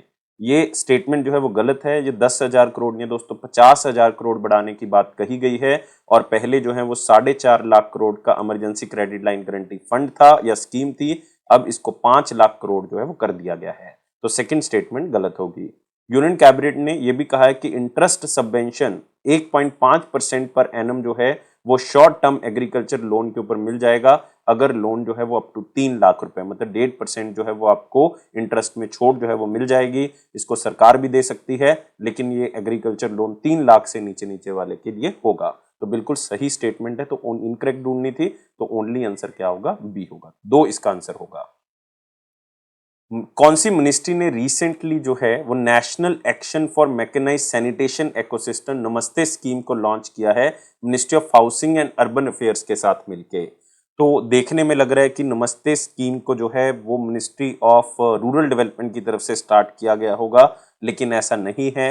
यह नमस्ते सिस्टम स्टार्ट किया गया ministry of social justice and empowerment की तरफ से। तो आंसर यहाँ पे क्या होगा, 4 होगा। तो national action for mechanise sanitation ecosystem, जिसको नाम क्या दिया गया है, नमस्ते स्कीम, ये सेंट्रल सेक्टर स्कीम है एक, जो कि ministry of social justice and empowerment और ministry of housing and urban affair की तरफ से चलाई गई है। तो इसमें क्या है कि जो सैनिटेशन वर्कर्स हैं जो सीवेज में जाते हैं, तो उनकी सेफ्टी और डिग्निटी के बेसिस पे ये स्कीम को लॉन्च किया। तो सैनिटेशन जो वर्कर्स हैं उनकी सेफ्टी और डिग्निटी अर्बन इंडिया के अंदर जो है वो बची रहे, उनको सम्मानित किया जा सके और उनकी कंट्रीब्यूशन को आगे बढ़ाया जा सके। तो एक अच्छा इंफ्रास्ट्रक्चर उनको प्रोवाइड किया जा सके ताकि सैनिटेशन के अंदर वो अच्छे से काम कर सके। तो नमस्ते स्कीम फिलहाल जो है वो 500 शहरों के अंदर फोकस करेगी, क्योंकि अटल इनोवेशन मिशन या जिसको आप कह सकते हो Atal mission for rejuvenation and urban transformation, जिसको हम अमरूद कहते हैं, उसके अंदर 500 शहर शामिल है। तो पहले इन 500 शहरों में इस नमस्ते स्कीम को लॉन्च किया जाएगा। कौन सी कंट्री ने जो है वो पहली बार बाइलेटरल मिलिट्री एक्सरसाइज की है उदार शक्ति इंडिया के साथ? तो ये उदार शक्ति जो एक्सरसाइज की गई है ये मलेशिया के साथ हुई है। दोस्तों याद रखना है, बहुत ही इंपॉर्टेंट क्वेश्चन है। तो इंडिया और मलेशिया के बीच में 4 दिन का ये मिलिट्री एक्सरसाइज उदार शक्ति हुआ, जो कि इंडियन एयरफोर्स जो है वो करती है रॉयल मलेशियन एयरफोर्स के साथ। ये एक्सरसाइज 16 अगस्त को होती है। कहां पे? मलेशिया के अंदर। मतलब इसको होस्ट कौन करता है? मलेशिया करता है। तो पहली बार हुआ है कि एक बायलेटरल मिलिट्री एक्सरसाइज की गई इंडिया और मलेशिया के बीच में। तो इंडिया की तरफ से सुखोई 30 पार्टिसिपेट करते हैं, C-17 एयरक्राफ्ट जो हैं वो पार्टिसिपेट करते हैं इसके अंदर। बेंजामिन नेतन्याहू ने एक मेमोयर लिखा है जिसका नाम है Bibi my story, which is set to be publish in November 2022। तो पहले तो यही याद रखने की बीबी माई स्टोरी जो है वो एक मेमोयर है बेंजामिन नेतन्याहू के बारे में। तो कौन सी कंट्री के ये फॉर्मर प्राइम मिनिस्टर रह चुके हैं? बेंजामिन। तो बेंजामिन रह चुके हैं इजराइल के former prime minister, Modi ji के बहुत ही अच्छे दोस्त। इन्होंने अपना मेमोयर लिखने के बारे में सोचा और नवंबर में इसको पब्लिश किया जाएगा, क्योंकि इससे पहले वहां पे पार्लियामेंट्री इलेक्शंस हैं, तो उसके बाद इसको जो है पब्लिश किया जाएगा। तो थ्रेश होल्ड एडिशन नाम की कंपनी जो है वो इसको पब्लिश करेगी। तो इससे पहले भी बेंजामिन बहुत सी बुक्स जो हैं वो लिख चुके हैं, जैसे कि ए ड्यूरेबल पीस, ये भी एक बुक लिख चुके हैं, वो बहुत ही फेमस हुई थी। एक फाइटिंग टेररिज्म, ये भी बुक बहुत फेमस है, फाइटिंग टेररिज्म, ये भी इन्होंने लिखी थी। तो ये याद रख सकते हो आप कि बेंजामिन ने बीबी माई स्टोरी नाम से एक मेमोयर लिखा है। कौन सी स्टेट ऐसी पहली स्टेट बन चुकी है हर घर जल सर्टिफाइड स्टेट के तौर पे? तो ये क्वेश्चन बहुत पहले भी हम कर चुके थे कि गोवा ऐसी पहली स्टेट है जो हर घर जल स्टेट के नाम से जानी जाएगी। इसका मतलब है कि गोवा के अंदर जितने भी हाउस होल्ड हैं, like 2.63 lakh rural house holds को पानी जो है वो पहुंच रहा है। तो इसका मतलब ये है, हर घर जल का मतलब यही है। और अगर आपको यूटीज में पूछा जाए तो Dadar and Nagar Haveli and Daman and Diu union territory ऐसी पहली यूनियन टेरिटरी है जिसमें पोर्टेबल पानी जो है वो हर घर तक पहुंचेगा जो रूरल एरियाज के अंदर है। तो मतलब आप कह सकते हो हर घर जल स्कीम के तहत जो है वो इसको पूरा किया गया है। तो पहली स्टेट गोवा, पहली union territory Daman and Diu and Dadra and Nagar Haveli. Dash become the first state in the India to use blockchain technology for the seed distribution. तो किसानों को जो बीज डिस्ट्रीब्यूट करने हैं तो वो ब्लॉकचेन टेक्नोलॉजी के थ्रू किए जाएंगे। ऐसी पहली स्टेट बन गई है झारखंड। तो आंसर क्या होगा इसका? ए होगा। तो Jharkhand directorate agriculture and settlement की तरफ से ब्लॉकचेन टेक्नोलॉजी कंपनी के साथ टाई अप किया गया और जो बीज जो है वो किसानों को देने हैं तो वो ब्लॉकचेन टेक्नोलॉजी के थ्रू दिए जाएंगे। तो ऐसी पहली इंडियन स्टेट झारखंड है। तो इसका मेन मकसद यही है कि जो लीकेज होती है, जो गलत सीड्स मिल जाते हैं, जो आप कह सकते हो कि अच्छे बीज नहीं है वो मिल जाते हैं किसानों को, तो वो खत्म हो जाएंगे और जितनी भी गवर्नमेंट स्कीम्स के अंदर बीज उनको देने हैं वो सारे के सारे अच्छी तरह से इंप्लीमेंट हो सकें।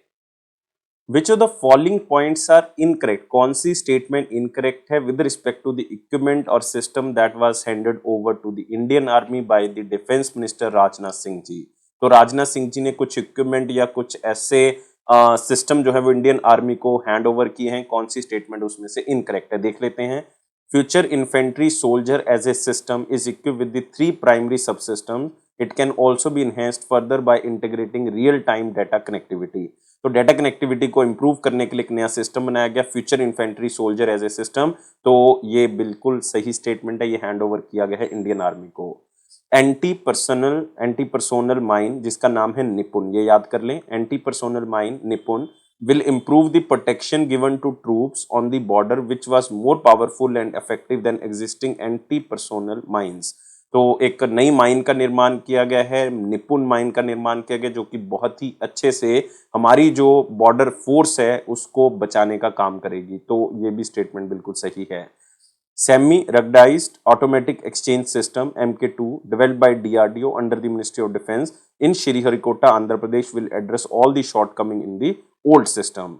तो एक ऑटोमेटिक एक्सचेंज सिस्टम MK2 जो है वो डेवलप किया गया DRDO की तरफ से, लेकिन दोस्तों ये श्रीहरिकोटा आंध्र प्रदेश में डेवलप नहीं किया गया, ये उत्तराखंड में डेवलप किया गया है।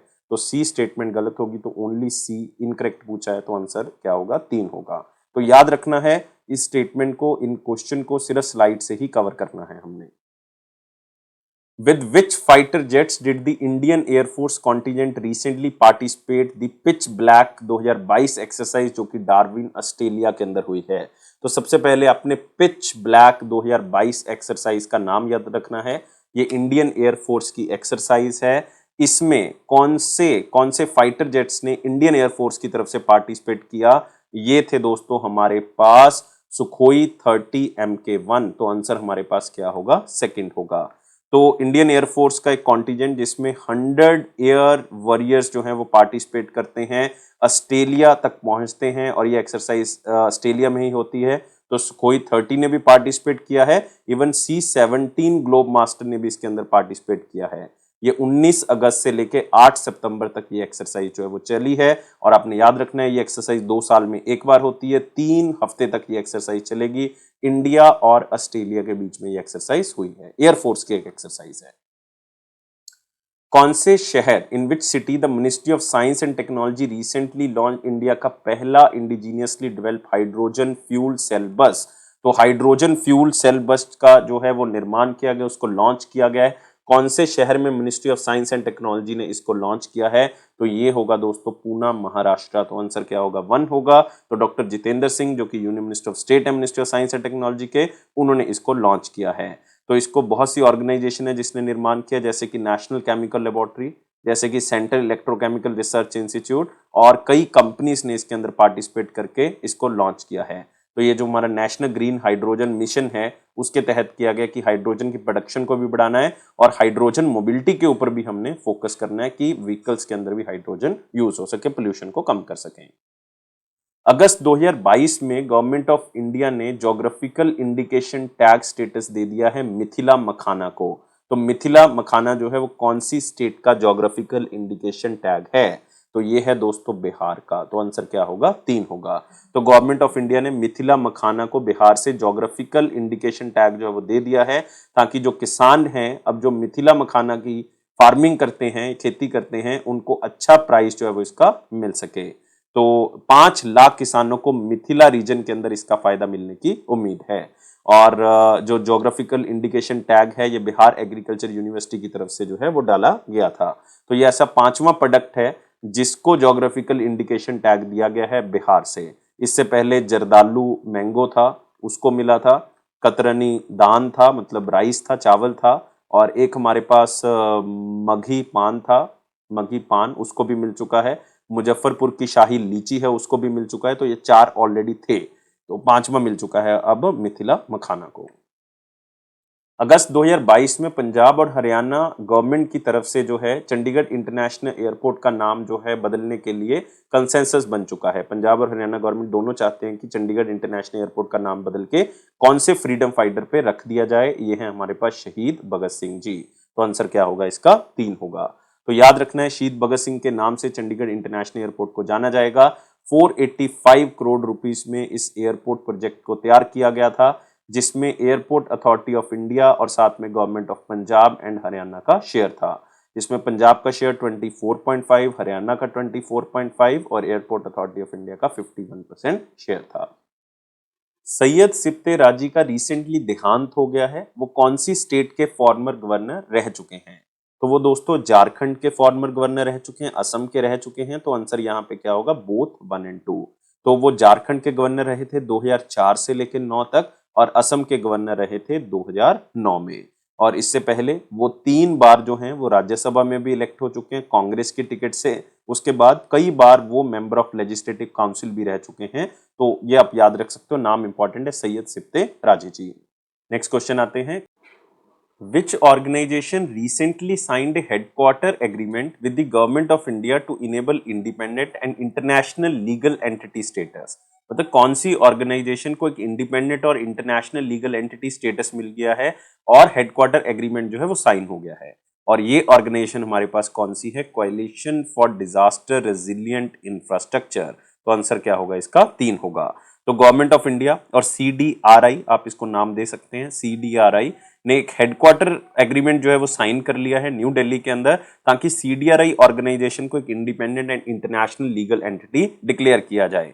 तो सेक्शन 3 जो यूनाइटेड नेशंस का एक्ट है 1947 का, उसके अकॉर्डिंग सीडीआरआई को ये स्टेटस जो है वो दिया गया है। उसके लिए हेडक्वार्टर एग्रीमेंट साइन करना होता है, तो वो कर लिया है। और प्राइम मिनिस्टर नरेंद्र मोदी ने सीडीआरआई को स्पेशली इस्टेब्लिश किया था कौन से ईयर में? 2019 में। और उस टाइम पे यूनाइटेड नेशन की क्लाइमेट एक्शन समिट थी, जो कि कहां पे हो रही थी? न्यूयॉर्क में। तब इसको एस्टैब्लिश किया गया था। अब इसको एज ए इंटरनेशनल एंटिटी और लीगल एंटिटी डिक्लेयर कर दिया गया है। अगस्त 2022 तक दिगांतरा, जो कि एक आप कह सकते हो स्टार्टअप कंपनी है स्पेस के अंदर, उसने कहा है कि वो इंडिया का first private space situational awareness observatory बनाएंगे। कहां पे? To track object as small as 10 centimetre in size orbiting the earth. तो जो पृथ्वी के आसपास जो है वो 10 सेंटीमीटर से भी कम ऑब्जेक्ट्स जो हैं वो आसपास घूमते हैं, तो उसको ट्रैक करने के लिए दिगांतरा, जो कि एक बहुत ही फेमस स्पेस सेक्टर की स्टार्टअप कंपनी है, कहां पे स्थित है? कर्नाटका में स्थित है। तो ये गढ़वाल उत्तराखंड के अंदर ये first private space situational awareness observatory जो है वो बनाएंगे, ताकि छोटे से छोटा ऑब्जेक्ट भी पृथ्वी के आसपास जो है वो हम डिटेक्ट कर सकें। और ये इंडिया को स्पेशली आप कह सकते हो हेल्प करेगी, ताकि जितनी भी स्पेस एक्टिविटीज हो रही हैं उसको ट्रैक किया जा सके, चाहे वो छोटे सैटेलाइट हैं, मिलिट्री सैटेलाइट हैं, स्पेस डेब्रीज हैं, कोई बचा कुचा सामान है स्पेस में, वो सब कुछ ट्रैक जो है वो कर लिया जाएगा। Identify the personality who will receive the liberty medal award in October 2022। October 2022 में किसको लिबर्टी मेडल मिलेगा? और ये मिलेगा व्लादिमीर जेलेंस्की को। तो आंसर क्या होगा? सेकंड होगा। 2022 का लिबर्टी अवार्ड ये यूक्रेन के प्रेसिडेंट हैं, इनको ये अवार्ड मिलेगा। और ये national constitutional centre Philadelphia United states of America में ये दिया जाएगा अक्टूबर 2022 में। और प्रेसिडेंट जेलेंस्की को ये अवार्ड दिया जाएगा, इसके साथ इनको $1 लाख की राशि दी जाएगी, क्योंकि इन्होंने रशिया की जो इन्वेजन है, जो यूक्रेन के ऊपर अटैक किया, उसको बेहतरीन ढंग से जो है ये टैकल कर रहे हैं, उससे जो है वो आगे बढ़ रहे हैं। मतलब इन्होंने पूरी टक्कर दी है रशिया को। इनको इससे पहले भी कई अवार्ड मिल चुके हैं। 2022 में ही अगर मैं बात करूं तो जॉन एफ कैनेडी अवार्ड मिल चुका है। John F Kennedy profile in courage award 2022 का मिल चुका है। एक इनको रोनाल्ड रेगन फ्रीडम अवार्ड भी मिल चुका है। रोनाल्ड रेगन फ्रीडम अवार्ड ये भी 2022 में मिल चुका है। और लिबर्टी मेडल जो है वो हर साल दिया जाता है नेशनल कॉन्स्टिट्यूशन सेंटर की तरफ से यूनाइटेड स्टेट्स में, और ये 1988 में स्टैब्लिश किया गया था। और आप कह सकते हो कि इसको फिलाडेल्फिया फाउंडेशन की तरफ से बनाया गया था। कौन सी ऑर्गेनाइजेशन ने रिसेंटली एक मेमोरेंडम ऑफ अंडरस्टैंडिंग साइन किया है आर्मी डिजाइन ब्यूरो के साथ, ताकि हिम द्रोनेथोन प्रोग्राम जो है वो आगे बढ़ाया जा सके, उसको लॉन्च किया जा सके, ताकि हाई इंपैक्ट ड्रोन्स जो हैं वो इंडियन सोल्जर्स के लिए बना सकें। तो एक हिम द्रोनेथोन नाम से एक प्रोग्राम स्टार्ट किया गया। ये आर्मी डिजाइन ब्यूरो की तरफ से स्टार्ट किया गया। कौन सी ऑर्गेनाइजेशंस के साथ मिलकर? ड्रोन फेडरेशन ऑफ इंडिया के साथ मिलकर इसको लॉन्च किया गया है, ताकि हाई इंपैक्ट ड्रोन्स बना सकें जिसको इंडियन सोल्जर भी यूज कर सकें। तो इसका मेन मकसद यही है कि हम एक तो आत्मनिर्भर बने डिफेंस मैन्युफैक्चरिंग के अंदर, और इंडियन आर्मी को और मजबूत कर सकें। तो हिम द्रोनेथ्रोन प्रोग्राम जो है पैन इंडिया कोलैबोरेशन होगा, जिसमें जितनी भी इंडस्ट्रीज हैं, चाहे वो प्राइवेट हैं, चाहे गवर्नमेंट हैं, सॉफ्टवेयर डेवलपर्स हैं, सबको एक प्लेटफॉर्म पे लेके आना, ताकि एक अच्छे हाई इंपैक्ट ड्रोन्स का निर्माण किया जा सके। अगस्त 2022 में जगदीप धनखड़ जी को इलेक्ट कर लिया गया वाइस प्रेसिडेंट, और इनके खिलाफ खड़ी हुई थी मार्गरेट अल्वा, वो हार गई हैं। जगदीप धनखड़ जी वाइस प्रेसिडेंट बन गए हैं। देश के कौन से नंबर के वाइस प्रेसिडेंट बन गए हैं? 14th नंबर के वाइस प्रेसिडेंट बन चुके हैं। ये एनडीए के कैंडिडेट थे, और 16th वाइस प्रेसिडेंट के इलेक्शंस जो हैं वो हो रहे थे, लेकिन 14th नंबर के वाइस प्रेसिडेंट जो हैं वो इलेक्ट हुए हैं। तो इलेक्शन में अगर आप देखोगे इनके फेवर में 528 वोट्स पड़ी हैं 710 में से, तो ये जीत गए हैं। और 11 अगस्त को इन्होंने शपथ ले ली है। और जो हमारे vice president M Venkaiah Naidu ji थे, उनका टर्म जो है वो 11 अगस्त को खत्म हो जाता है। तो बहुत इंपॉर्टेंट है। और इससे पहले ये गवर्नर रह चुके हैं कहाँ के? वेस्ट बंगाल के, याद रख सकते हो, वेस्ट बंगाल के गवर्नर थे। अगस्त 2022 में आर्केडी डवोकोविच कौन सी कंट्री से री इलेक्ट हुए हैं president of international chess federation या फिडे के? तो बहुत ही इंपॉर्टेंट है। आर्केंडी ड्वॉरकोविच जो कि प्रेसिडेंट बने हैं इंटरनेशनल चेस फेडरेशन के, कौन सी कंट्री से बिलोंग करते हैं? रशिया से बिलोंग करते हैं। तो आंसर क्या होगा इसका? 3 होगा। और ये दूसरी टर्म के लिए लगातार इलेक्ट हुए हैं। इनको 157 वोट मिले आउट ऑफ 179 वोट्स। और जो वाइस प्रेसिडेंट या आप कह सकते हो डेप्टी प्रेसिडेंट बने हैं फिडे के, वो बने हैं विश्वनाथन आनंद। ये बहुत ही इंपॉर्टेंट है। आंसर क्या होगा इसका? 3 होगा। तो Viswanathan Anand 5 time world chess championship जो है जीत चुके हैं, डेप्टी प्रेसिडेंट बने हैं फिडे के। तो फिडे के इलेक्शन जो है वो फिडे जनरल असेंबली में हुए चेन्नई के अंदर। चेन्नई के अंदर जो है वो इस बार 44 चेस ओलंपियाड हो रहा था। तो हमने इसको जो है वो बहुत ही अच्छे से इसका ऑर्गेनाइज किया और बहुत ही फेमस ये टूर्नामेंट रहा। और पहली बार विश्वनाथन आनंद जो है वो फिडे में इलेक्ट हुए थे 2018 में। अगले क्वेश्चन के ऊपर आते हैं। Who was recently becomes first women director general of the council of scientific and industrial research? पहली महिला director general council of scientific and industrial research की कौन बनी है? बहुत ही इंपॉर्टेंट अपॉइंटमेंट है और ये बनी है नल्लाथाम्बी क्लाइसेल्वी। तो आंसर क्या होगा इसका? 1 होगा। सीनियर इलेक्ट्रोकेमिकल साइंटिस्ट हैं, पहली महिला director general council of scientific and industrial research की, जो कि आप कह सकते हो 38 स्टेट रन रिसर्च इंस्टीट्यूट जो है वो इनके चल रहे हैं। तो इससे पहले शेखर मांडे जी थे, आप नाम याद रख सकते हैं, आपको पूछा जा सकता है। शेखर मांडे जी जो कि अप्रैल 2022 में सुपरएनुएट हो गए थे, उनका टाइम पीरियड जो है वो खत्म हो गया था। और नल्लाथाम्बी क्लाइसेल्वी को अपॉइंट किया गया है 2 साल के लिए। 2 साल के लिए फिलहाल इनको अपॉइंट किया गया है और इनके पास secretary of department of scientific and industrial research का डिपार्टमेंट भी रहेगा, जो कि मिनिस्ट्री ऑफ साइंस टेक्नोलॉजी के अंतर्गत आता है। अगस्त 2022 में इसरो ने 34 मीटर का tall small satellite launch vehicle जो है वो लॉन्च किया है और उसके थ्रू हम अर्थ ऑब्जर्वेशन सैटेलाइट EOS-2 को और स्टूडेंट सैटेलाइट आजादी सैट को भेज रहे हैं। तो ऑलरेडी ये हो चुका है। तो 34 मीटर का small satellite launch vehicle launch कर दिया हमने, उसके थ्रू अर्थ ऑब्जर्वेशन सैटेलाइट 02 और स्टूडेंट सैटेलाइट आजादी सैट 2 को भी हमने भेज दिया है।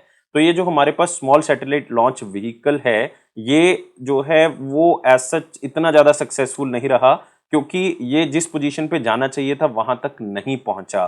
तो कहां तक जाना चाहिए था? ये 356 किलोमीटर तक जाना चाहिए था, लेकिन ये वहां तक नहीं पहुंच पाया, फेल हो गया। दोबारा से कोशिश जो है वो की जाएगी, SSLV-D2 के द्वारा जो है वो कोशिश की जाएगी। तो मतलब दूसरे मिशन के थ्रू इसकी कोशिश की जाएगी। तो आप कह सकते हो कि मेडन लॉन्च था ये स्मॉल सैटेलाइट लॉन्च व्हीकल का, पहली बार हुआ था। 356 किलोमीटर तक भेजने की कोशिश थी, सक्सेसफुल नहीं हो पाए, लेकिन अब दूसरे मिशन के अंदर जो है वो इसकी कोशिश की जाएगी। मतलब कह सकते हो कि लगभग 76 किलोमीटर जो है वो पीछे रह गया, अदरवाइज हम शायद इस मिशन में हम जो है वो सक्सेसफुल हो जाते। अगस्त 2022 में dash became India 75th grand master and Tamil Nadu dash grand master by winning the Limpedea open in Baia Mare in Romania. तो रोमानिया के अंदर एक टूर्नामेंट हुआ जिसके अंदर इंडिया को 75th ग्रैंड मास्टर मिला और इस ग्रैंड मास्टर का नाम है वी प्रणव। और वी प्रणव जो हैं वो 27th ग्रैंड मास्टर हैं। कहां से? ये बने हैं दोस्तों हमारे पास तमिलनाडु से। तो चेन्नई तमिलनाडु, 16 साल के ये हैं हमारे पास V Pranav ji, 75th grand master. तो आप कैसे याद रखोगे? 75 year of independence, 75th grand master India को मिल चुके हैं, 27th हैं कहां से? ये तमिलनाडु से। तो प्रणव 3 बार जो है वो स्टेट चैंपियन रह चुके हैं, चाहे उसमें इवन ब्रॉन्ज मेडल जीत चुके हैं वर्ल्ड रैपिड इवेंट में 2021 में। और सबसे ज्यादा जो ग्रैंड मास्टर है वो तमिलनाडु से ही है, 27 ग्रैंड मास्टर तमिलनाडु से हैं। दूसरे नंबर पे महाराष्ट्र आता है, महाराष्ट्र से हमारे पास 10 ग्रैंड मास्टर हैं और वेस्ट बंगाल से हमारे पास 9 ग्रैंड मास्टर हैं। उस स्टेट गवर्नमेंट का नाम बताना है जिसने रिसेंटली जो है वो अपनी डिस्ट्रिक्ट का नाम चेंज किया है। डिस्ट्रिक्ट का नाम था कोनासीमा डिस्ट्रिक्ट और अब रख दिया है doctor BR Ambedkar Konaseema district. Doctor BR Ambedkar के नाम से रख दिया है और ये स्टेट हमारे पास है आंध्र प्रदेश। तो आंसर क्या होगा? 3 होगा। तो आंध्र प्रदेश के chief minister YS Jaganmohan Reddy ji, उन्होंने कोनासीमा का नाम बदल के doctor BR Ambedkar Konaseema district रख दिया है। और जो कोनासीमा डिस्ट्रिक्ट है दोस्तों वो ईस्ट गोदावरी से अलग की गई थी, क्योंकि रिसेंटली आपको पता है कि अप्रैल 2022 में और मई 2022 में एक नोटिफिकेशन जारी किया गया था जिसमें आंध्र प्रदेश के अंदर नई 13 डिस्ट्रिक्ट्स का निर्माण किया गया। अगस्त 2022 में pension fund regulatory and development authority ने डिसाइड किया कि वो डिसकंटिन्यू कर देंगे एक पेमेंट फैसिलिटी को जो कि टियर 2 अकाउंट के अंदर होती है नेशनल पेंशन सिस्टम में। तो ये बहुत ही इंपॉर्टेंट है कि अब आप पेमेंट नहीं कर पाओगे इस माध्यम से अगर आप नेशनल पेंशन सिस्टम के अंदर आप पेमेंट के टियर 2 अकाउंट में आते हैं। तो क्रेडिट कार्ड से पेमेंट नहीं हो सकती, तो आंसर क्या होगा? सेकंड होगा। तो जितने भी पॉइंट ऑफ प्रेजेंस हैं उनको डायरेक्ट कर दिया गया है कि अब क्रेडिट कार्ड के थ्रू जो है वो आप पेमेंट नहीं कर पाओगे, बहुत ही इंपॉर्टेंट है। कौन सी country, which countries high resolution remote sensing satellite Khayyam was recently launched by Russia through Soyuz 2.1B rocket from Kazakhstan. तो रशिया का रॉकेट सोयूज 2.1B से एक सैटेलाइट लॉन्च किया गया, खयाम सैटेलाइट। ये कौन सी कंट्री से बिलोंग करता है? ये बिलोंग करता है दोस्तों हमारे पास ईरान से। तो आंसर हमारे पास क्या होगा? 4 होगा। तो याद रखना है, ईरान का high resolution remote sensing satellite Khayyam Russia के एक रॉकेट से लॉन्च किया गया। तो सैटेलाइट का नाम जो है वो ओमार खयाम के नाम से रखा गया है। ओमार खयाम, जो कि एक पर्शियन साइंटिस्ट थे, जो कि 11th और 12th सेंचुरी के आसपास इनका नाम था। और ईरानियन सैटेलाइट जो है वो हाई रेजोल्यूशन कैमरा के साथ भेजा गया है, और ये कई तरह की इन्वायरमेंटल मॉनिटरिंग या नॉन मिलिट्री एक्टिविटीज के अंदर जो है वो हमें सहायता करेगा या ईरान को सहायता करेगा। Name the company that recently became the first technology company to join with the ONDC platform to launch an e-commerce application for India। तो ONDC प्लेटफॉर्म का यूज करके ऐसी कंपनी जो कि अपनी एक ई कमर्स एप्लीकेशन लॉन्च करेगी India के अंदर, और वो कंपनी है माइक्रोसॉफ्ट। तो आंसर क्या होगा? 4 होगा। तो ONDC प्लेटफॉर्म एक ऐसा प्लेटफॉर्म है जो कि टेक्नोलॉजी बेस्ड प्लेटफॉर्म, जिसमें आपको ई कमर्स एप्लीकेशन लॉन्च करने में हेल्प मिल सकती है। तो ऐसी पहली टेक्नोलॉजी कंपनी होगी माइक्रोसॉफ्ट। और ये अपनी एक शॉपिंग एप्लीकेशन भी लॉन्च करेंगे जो कि ONDC प्लेटफॉर्म का या ONDC नेटवर्क का यूज करके आप असेस कर सकते हो, और रिटेलर्स और सेलर्स दोनों ही इसको यूज कर सकते हैं। तो इंडिया का ई कॉमर्स मार्केट जो है वो बहुत ज्यादा ग्रोथ में इस टाइम पे आफ्टर कोविड-19, तो मतलब इसकी एक्सेप्शनल ग्रोथ हुई है, जिसके कारण माइक्रोसॉफ्ट में भी अपना ई कॉमर्स ऐप जो है वो लॉन्च किया है ONDC प्लेटफॉर्म पे। Which bank recently became the first bank in India to frame a policy to finance makers of the lab grown diamond? तो जो लैब में डायमंड्स को बनाते हैं उनको फाइनेंस करने के लिए एक पॉलिसी बनाएगा, और ये बैंक है स्टेट बैंक ऑफ इंडिया, और ये ऐसा इंडिया का पहला बैंक है। तो आपको पता है कि रिसेंटली बहुत सी फैक्ट्री सूरत में इस्टेब्लिश की गई हैं लैब ग्रोन डायमंड्स की, और क्योंकि पहले ये मुंबई में थी तो अब सदर्न गुजरात वाली साइड पे शिफ्ट हो रही हैं। तो अब ये कई तरह की मशीनरी लगाएंगे, कई तरह के ये इक्विपमेंट्स जो हैं वो लेके आएंगे, तो उसको फाइनेंस करने के लिए एसबीआई जो है वो उनके लिए एक पॉलिसी बना रहा है। और जो लैब ग्रोन डायमंड्स होते हैं उनकी जो कॉस्ट है वो 30 से 40% होती है ओरिजिनल डायमंड्स के अकॉर्डिंग। अगस्त 2022 में Sunil Chhetri was named as the 2021-22 all India football federation men footballer of the year. देखो कितना इंपॉर्टेंट क्वेश्चन है। Men footballer of the year all India football federation की तरफ से सुनील चेत्री को डिक्लेयर किया गया है। और ऐसा कितनी बार हुआ है कि सुनील चेत्री जो हैं ये main footballer of the year बने हैं? ये होगा दोस्तों 7th टाइम बने हैं, ये 7th time main footballer of the year बने हैं। लेकिन साथ में women footballer of the year का खिताब पहली बार किसको मिला है? मनीषा कल्याण को मिला है। तो आंसर क्या होगा? 1 होगा। एक सिंपल क्वेश्चन है, 2021-22 का ये अवार्ड है men footballer of the year and women footballer of the year. तो सुनील चेत्री एंड मनीषा कल्याण आप नाम जो है वो जरूर याद रखोगे। इसमें और भी कई हैं, like women emerging footballer of the year का खिताब मार्टिना को मिला है। इसमें मेन इमर्जिंग फुटबॉलर का नाम विक्रम प्रताप को मिला है। बेस्ट रेफरी का अवार्ड क्रिस्टल जॉन को मिला है, बेस्ट रेफरी क्रिस्टल जॉन। और बेस्ट असिस्टेंट रेफरी जो है वो उज्जवल हल्दर को मिला है। लेकिन आपको इतना याद रखने की जरूरत नहीं, बेस्ट रेफरी का नाम जो है वो आपने जरूर याद रखना है, क्रिस्टल जॉन। कौन से पॉइंट इसमें से इनकरेक्ट हैं अगर हम 22 कॉमनवेल्थ गेम्स को देखें जो कि बर्मिंघम इंग्लैंड में हुई है? सबसे पहले तो ये याद रखना है, ये 22nd जो है वो कॉमनवेल्थ गेम्स थी, बर्मिंघम में हुई हैं, सबको पता है। तो देखते हैं कौन सी स्टेटमेंट इसमें से इनकरेक्ट है। India stood at 6th position, ये गलत हो गया दोस्तों। इंडिया की 6th पोजीशन या इंडिया 4th पोजीशन पे रहा, पहले तो ये याद रखना है। इंडिया के टोटल मेडल 61 है, बिल्कुल सही है, जिसमें से 22 गोल्ड, 16 सिल्वर और 23 ब्रॉन्ज हैं, बिल्कुल सही है। इंग्लैंड टॉप करता है इस गेम को? नहीं, इस गेम को टॉप कौन करता है? ऑस्ट्रेलिया टॉप करता है। मेडल ऑस्ट्रेलिया के 178 हैं। तो पहली स्टेटमेंट हमारे पास गलत होगी, लेकिन बहुत ही इंपॉर्टेंट डाटा है। इंडिया का रैंक चौथा है, इंडिया के पास टोटल 61 मेडल जिसमें से 22 गोल्ड हैं, और टॉप रैंक किसका है इसमें? ऑस्ट्रेलिया का है। नेक्स्ट है Murali Sreeshankar won the silver medal, उन्होंने सिल्वर मेडल जीता है मेंस लॉन्ग जंप के अंदर, और ऐसे पहले इंडियन बन चुके हैं जिनको सिल्वर मेडल मिला है मेंस लॉन्ग जंप इवेंट के अंदर, बिल्कुल सही है। मुरली श्रीशंकर को सिल्वर मेडल मिला लॉन्ग जंप के अंदर। Mirabai Chanu became the first Indian to win the gold medal.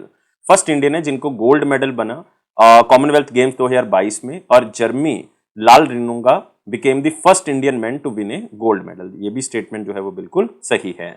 PV Sindhu जो है वो वुमेन सिंगल गोल्ड जो है वो बैडमिंटन के अंदर जीतती हैं, बिल्कुल सही है, याद रखना है वुमेन सिंगल गोल्ड जो पीवी सिंधु को आया है। और अब तक की जितनी भी कॉमनवेल्थ गेम्स लगा लें तो इंडिया 200 गोल्ड मेडल जो है वो जीत चुका है कॉमनवेल्थ हिस्ट्री के अंदर। 200 से ऊपर हो चुके हैं, इंडिया अब 203 पे आ चुका है। और आपने याद रखना है सबसे ज्यादा गोल्ड मेडल दोस्तों हैं ऑस्ट्रेलिया के पास, सबसे ज्यादा ऑस्ट्रेलिया के पास हैं, 1003 गोल्ड मेडल हैं ऑस्ट्रेलिया के पास। और इसके बाद आते हैं इंग्लैंड, इंग्लैंड के पास 773 गोल्ड मेडल हैं कॉमनवेल्थ के अंदर। तो इसका मतलब इनकरेक्ट स्टेटमेंट सिर्फ 1 है, तो आंसर जो है वो इसका 1 होगा। और आपने याद रखना है ये बर्मिंघम जो गेम्स हुई हैं इसका मोटो क्या था, games for everyone, games for everyone. और इसका जो मैस्कट था वो क्या था, पैरी, मैस्कट पैरी। अगला, विच of the following countries recently received the membership status from the international cricket council. तो आईसीसी की कंट्रीज जो है वो मेंबर बनी है।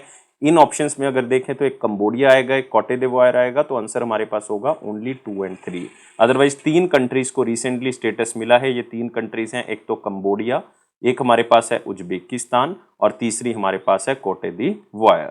तो ये जो है वो आईसीसी की एनुअल कॉन्फ्रेंस हुई है बर्मिंघम के अंदर, तो वहां पे ये डिसाइड किया गया।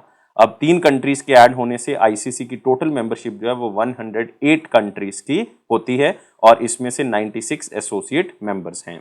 तो 2 एशियन कंट्रीज हैं इसमें अगर आप ध्यान से देखोगे, और एशियन कंट्रीज की संख्या जो है 2 ऐड होने से, एक तो कंबोडिया एक उज्बेकिस्तान के ऐड होने से एशियन कंट्री जो है वो 25 हो गई हैं।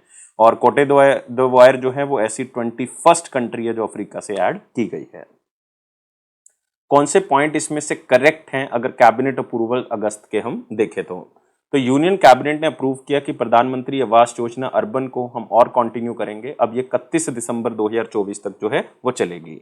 बिल्कुल सही स्टेटमेंट है। इवन सेंट्रल गवर्नमेंट ने कह दिया है कि हम इसमें 85,000 करोड़ रुपए के लगभग जो है वो और डालेंगे दिसंबर 2024 तक। और इसमें ऑलरेडी 122 लाख जो घर हैं वो सैंक्शन हुए हैं, तो उनको ये पैसा मिलेगा। Union Cabinet also approved the signing of audio-visual co-production treaty between India and Australia to promote the co-production of films। तो co-production यहाँ पे कह दिया है कि इंडिया और ऑस्ट्रेलिया मिलके किया करेंगे ऑडियो विजुअल ट्रीटी के तहत। और अगर आप कह सकते हो कि इसमें जो कॉस्ट होगी इंडिया और ऑस्ट्रेलिया के प्रोड्यूसर्स की वो 20 से लेके 80% तक होगी। जो शेयर होगा आपस में वो 20 से लेके 80% के बीच में होगा, जो भी फाइनल कॉस्ट होगी को प्रोडक्शन की। नेक्स्ट, यूनियन कैबिनेट ने अप्रूव किया है कि 11th additional protocol to the constitution to the universal postal union. तो ये भी स्टेटमेंट जो है वो बिल्कुल सही है, क्योंकि यूनिवर्सल पोस्टल यूनियन की एक आप कह सकते हो मीटिंग हुई है कोटे दिवोयर के अंदर, 27 सेशन था कांग्रेस का। तो उसमें ये डिसाइड किया गया कि हम 11th एडिशनल प्रोटोकॉल जो है वो एक्सेप्ट करते हैं constitution of universal postal union का। तो ज्यादा इंपॉर्टेंट नहीं है, लेकिन तीनों ही स्टेटमेंट सही हैं। पहली 2 स्टेटमेंट्स इंपॉर्टेंट है, फर्स्ट स्टेटमेंट मोस्ट इंपॉर्टेंट। तो आंसर क्या होगा, ऑल ABC। स्पार्क, स्पार्क नाम से एक स्पेस टेक्नोलॉजिकल पार्क जो कि इंडिया का पहला वर्चुअल स्पेस टेक्नोलॉजी म्यूजियम है, जिसको आप अपनी आईज पे जो VR लगा के जो है वो उसको देख सकते हो, या फिर आप कह सकते हो कि अपने जो 3D गॉगल्स हैं उसको लगा के आप देख सकते हो वर्चुअल रियलिटी के बेसिस पे। तो ये म्यूजियम लॉन्च किया गया है। कौन सी ऑर्गेनाइजेशन या मिनिस्ट्री ने स्पार्क को बनाया है? ये इंडिया का पहला 3D virtual technological space technological park है। तो ये बनाया है दोस्तों इसरो ने, इंडियन स्पेस रिसर्च ऑर्गेनाइजेशन की तरफ से इसको बनाया गया है। और इसका उद्घाटन S सोमनाथ जी ने किया गया है, जो कि चेयरमैन है इसरो के।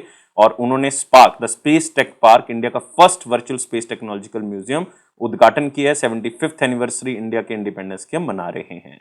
तो याद रखना है, स्पार्क इंडिया का पहला 3 dimensional virtual space technological park है, जो कि इसरो की तरफ से क्रिएट किया गया है। तो इसमें कई चीजें हैं, इसमें म्यूजियम है, थिएटर है, ऑब्जर्वेटरी है, रॉकेट्स हैं, लेक साइड कैफे है, चिल्ड्रन प्ले एरिया है। तो ये सारी VR गॉगल्स की मदद से देखा जा सकता है। According to the Ministry of Petroleum and Natural Gas, what is the target year that was set by the Indian government to increase the share of natural gas in the energy mix to 15% from the current 6.3%? तो आपको पता है कि natural gas के अंदर भी जो है वो ब्लेंडिंग हो रही है। नेचुरल गैस को ब्लेंड करना है एनर्जी मिक्स के अंदर, 15% हमारा टारगेट है। जैसे एथेनॉल को हम ब्लेंड कर रहे हैं किसके अंदर, पेट्रोल के अंदर, वैसे ही नेचुरल गैस की जो ब्लेंडिंग है एनर्जी मिक्स के साथ होती है, 15% तक वो मिक्स होता है। अभी 6.3% तक हो रहा है, लेकिन हमारा टारगेट है कि 2030 तक जो है वो हम इसको कर देंगे अच्छा खासा, मतलब 15% तक कर देंगे। तो रामेश्वरम तेली जी जो कि मिनिस्टर ऑफ स्टेट है पेट्रोलियम एंड नेचुरल गैस के, उन्होंने राज्यसभा के अंदर ये आंसर स्पेशली दिया है। इसी के साथ आते हैं अगले क्वेश्चन के ऊपर। According to the United Nation conference on trade and development UNCTAD estimated that dash of the Indian population possess digital currency in 2021। तो इंडिया के कितने लोगों के पास जो है वो डिजिटल करेंसी है 2021 के अंदर, तो ये हमारे पास है 7.3% पॉपुलेशन के पास जो है वो हमारे पास जो डिजिटल करेंसी है 2021 का डाटा जो है ये कह रहा है। और इंडिया का रैंक टॉप 20 में अगर देखें डिजिटल करेंसी के अंदर तो वो कितना आता है, तो इंडिया का स्थान 7th है दोस्तों, तो थर्ड आंसर नहीं होगा, आंसर क्या होगा हमारे पास, फर्स्ट होगा।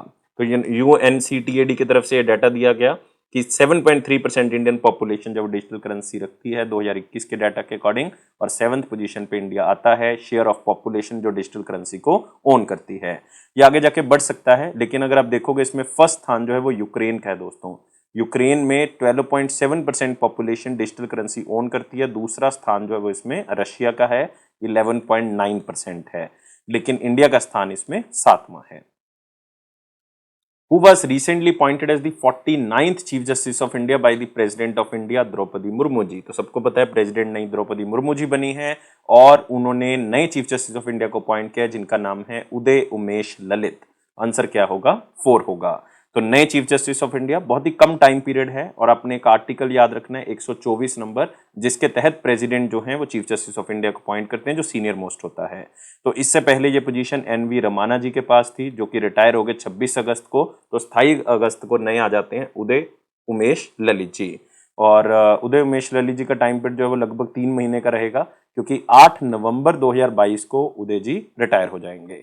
तो मतलब second chief justice of India हैं उदय उमेश ललित जी, जो कि डायरेक्टली एडवोकेट से जज बनाए गए थे, डायरेक्टली एडवोकेट से जज बनाए गए थे सुप्रीम कोर्ट के अंदर। तो इससे पहले सर्वमित्रा सिकरी जी थे, एसएम सिकरी जी, जो कि ऐसे पहले लॉयर थे, ऐसे पहले वकील थे जो डायरेक्टली टॉप कोर्ट में आए थे, डायरेक्टली टॉप कोर्ट में, ये दूसरे ऐसे जज बने हैं। 10 अगस्त 2022 को जनता दल यूनाइटेड लीडर नीतीश कुमार जी ने दोबारा से चीफ मिनिस्टर की ओथ ली है, और कौन से नंबर के लगातार जो है वो ऐसा हुआ है कि उन्होंने चीफ मिनिस्टर की ओथ ली है, 8वीं बार लगातार हुआ है कि उन्होंने चीफ मिनिस्टर की ओथ ली है। क्योंकि इससे पहले जो है वो आप कह सकते हो बीजेपी के साथ गठबंधन था, अब लालू यादव जी की पार्टी जो कि राष्ट्रीय जनता दल है उनके साथ उन्होंने गठबंधन किया है, और 8वीं बार लगातार चीफ मिनिस्टर जो है वो बने हैं, और इसमें डिप्टी चीफ मिनिस्टर का पद जो है वो तेजस्वी यादव जी को दिया गया। और यहाँ के जो गवर्नर हैं वो फग्गू चौहान जी हैं, उन्होंने ओथ दिलाई है नीतीश कुमार जी को।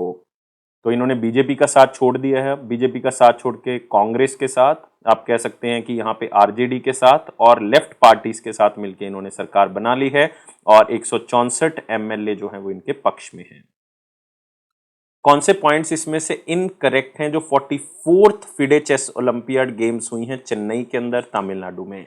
तो रिसेंटली आपको पता है कि पहली बार ओलंपियाड चेस ओलंपियाड हुआ, इंटरनेशनल लेवल को कोई चेस इवेंट इंडिया में हुआ, चेन्नई में हुआ। तो इसमें से कौन सी स्टेटमेंट जो है वो गलत है वो एक बार चेक कर लेते हैं। For the first time ever Uzbekistan secured the gold medal in the open section and Ukraine secured A gold medal in the women event for the second time. बिल्कुल सही स्टेटमेंट है ये। British player David Hoyle was the highest scorer for an individual player in an open event, and Olivia Coelbasa from the Poland had the highest individual score in the women event. तो British player David, इनका score सबसे ज्यादा था men's category के अंदर, और Olivia का score जो है वो वुमेन कैटेगरी में सबसे ज्यादा था। बिल्कुल सही स्टेटमेंट है। इंडिया बी टीम जो है वो ब्रॉन्ज मेडल जीतती है ओपन सेक्शन के अंदर दूसरी बार, और इंडिया ए जो है वुमेन टीम वो ब्रॉन्ज मेडल जीतती है, और ये पहली बार हुआ है कि वुमेन सेक्शन ने कोई मेडल जो है वो जीता है। तो इंडियन बी टीम मेंस की जो है वो ब्रॉन्ज मेडल जीतती है, और इंडिया ए टीम वुमेन की जो है वो भी ब्रॉन्ज मेडल जो है वो जीत लेती है। ऐसा पहली बार हुआ कि वुमेन टीम ने मेडल जीता है, और मेंस टीम में अगर इंडिया बी टीम की बात करें ऐसा दूसरी बार हुआ है। तो ये भी स्टेटमेंट जो है वो बिल्कुल सही है। नेक्स्ट हमारे पास आता है By the win of the team B, Ramesh बाबू और are प्रागनंदा is the only Indian to win the 2 Olympic medal। ये स्टेटमेंट दोस्तों गलत है क्योंकि इसमें अदिबन भास्करन का नाम आता है। ये आर प्रागनंदा नहीं है, ये है अदिबन भास्करन। अदिबन भास्करन ऐसे ओनली इंडियन है जो 2 ओलंपियाड मेडल जो हैं वो जीतते हैं। तो 4 स्टेटमेंट गलत होगी। डी गुकेश, निहाल सरीन जो गोल्ड मेडल जीत लेते हैं मेन बोर्ड 1 और बोर्ड 2 के अंदर रिस्पेक्टिवली, ये स्टेटमेंट भी बिल्कुल सही है। तो इनकरेक्ट पूछा है तो हमारे पास आंसर क्या होगा, 4 होगा।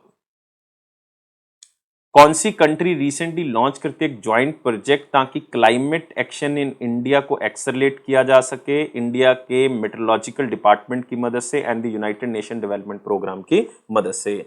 तो कौन सी कंट्री है ये है जापान। मतलब जापान हमारी सहायता करेगा इंडिया की, ताकि इंडिया के क्लाइमेट एक्शन प्लान को आगे लेके जाया जा सके इंडिया मेट्रोलॉजिकल डिपार्टमेंट की तरफ से और यूनाइटेड नेशन डेवलपमेंट प्रोग्राम की मदद से। तो इसके लिए 10 स्टेट्स और यूनियन टेरिटरीज का साथ जो है वो इसमें चाहिए, क्योंकि नया इनिशिएटिव है जिसमें क्लाइमेट एक्शन को 10 स्टेट और यूनियन टेरिटरीज में इंप्लीमेंट करना है। और ये इनिशिएटिव जो है वो नेशनल डिटरमाइंड कंट्रीब्यूशन के तहत किया जाएगा। मतलब 0 एमिशन टारगेट जो है वो हमने अचीव करना है, क्लाइमेट रेजिलिएंट डेवलपमेंट जो है वो हमने करनी है। तो इसके लिए जापान बहुत बारी मदद कर देता है इंडिया की। $5.16 मिलियन जो है वो इंडिया को देता है। मतलब यूएनडीपी इंडिया को बेसिकली वो देता है ताकि क्लाइमेट फंडिंग हो सके। तो इंडिया का गोल यही है कि क्लाइमेट एक्शन के ऊपर हम बात कर सके, अच्छा क्लाइमेट बना सके, पोल्यूशन फ्री क्लाइमेट बना सके।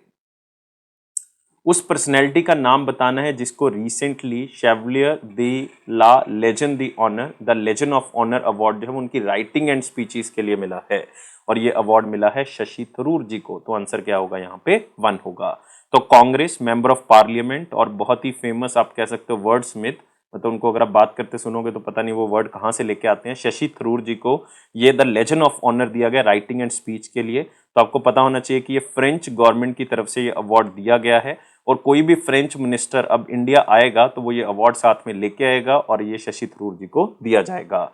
और ये द लेजेंड ऑफ ऑनर जो अवार्ड है इसको पहले रॉयल ऑर्डर ऑफ लीजन कहा जाता था। ये हाईएस्ट फ्रेंच ऑर्डर है जो किसी भी बंदे को दिया जाता है, और इसको 1802 में स्टैब्लिश किया गया था नेपोलियन बोनापार्टे की तरफ से, और ये उस बंदे को दिया जाता है जिनका सिविल या मिलिट्री कंडक्ट बहुत ही अच्छा हो। तो ये शशि थरूर जी को दिया जा रहा है। अगस्त 2022 में दी अगस्त्यामलाई एलिफेंट रिजर्व जो है वो कौन से नंबर का एलिफेंट रिजर्व बन गया, तमिलनाडु का। तो तमिलनाडु में ऑलरेडी दोस्तों 4 एलिफेंट रिजर्व थे, ये 5वां एलिफेंट रिजर्व बन चुका है। तो आंसर क्या होगा, इसका चौथा होगा।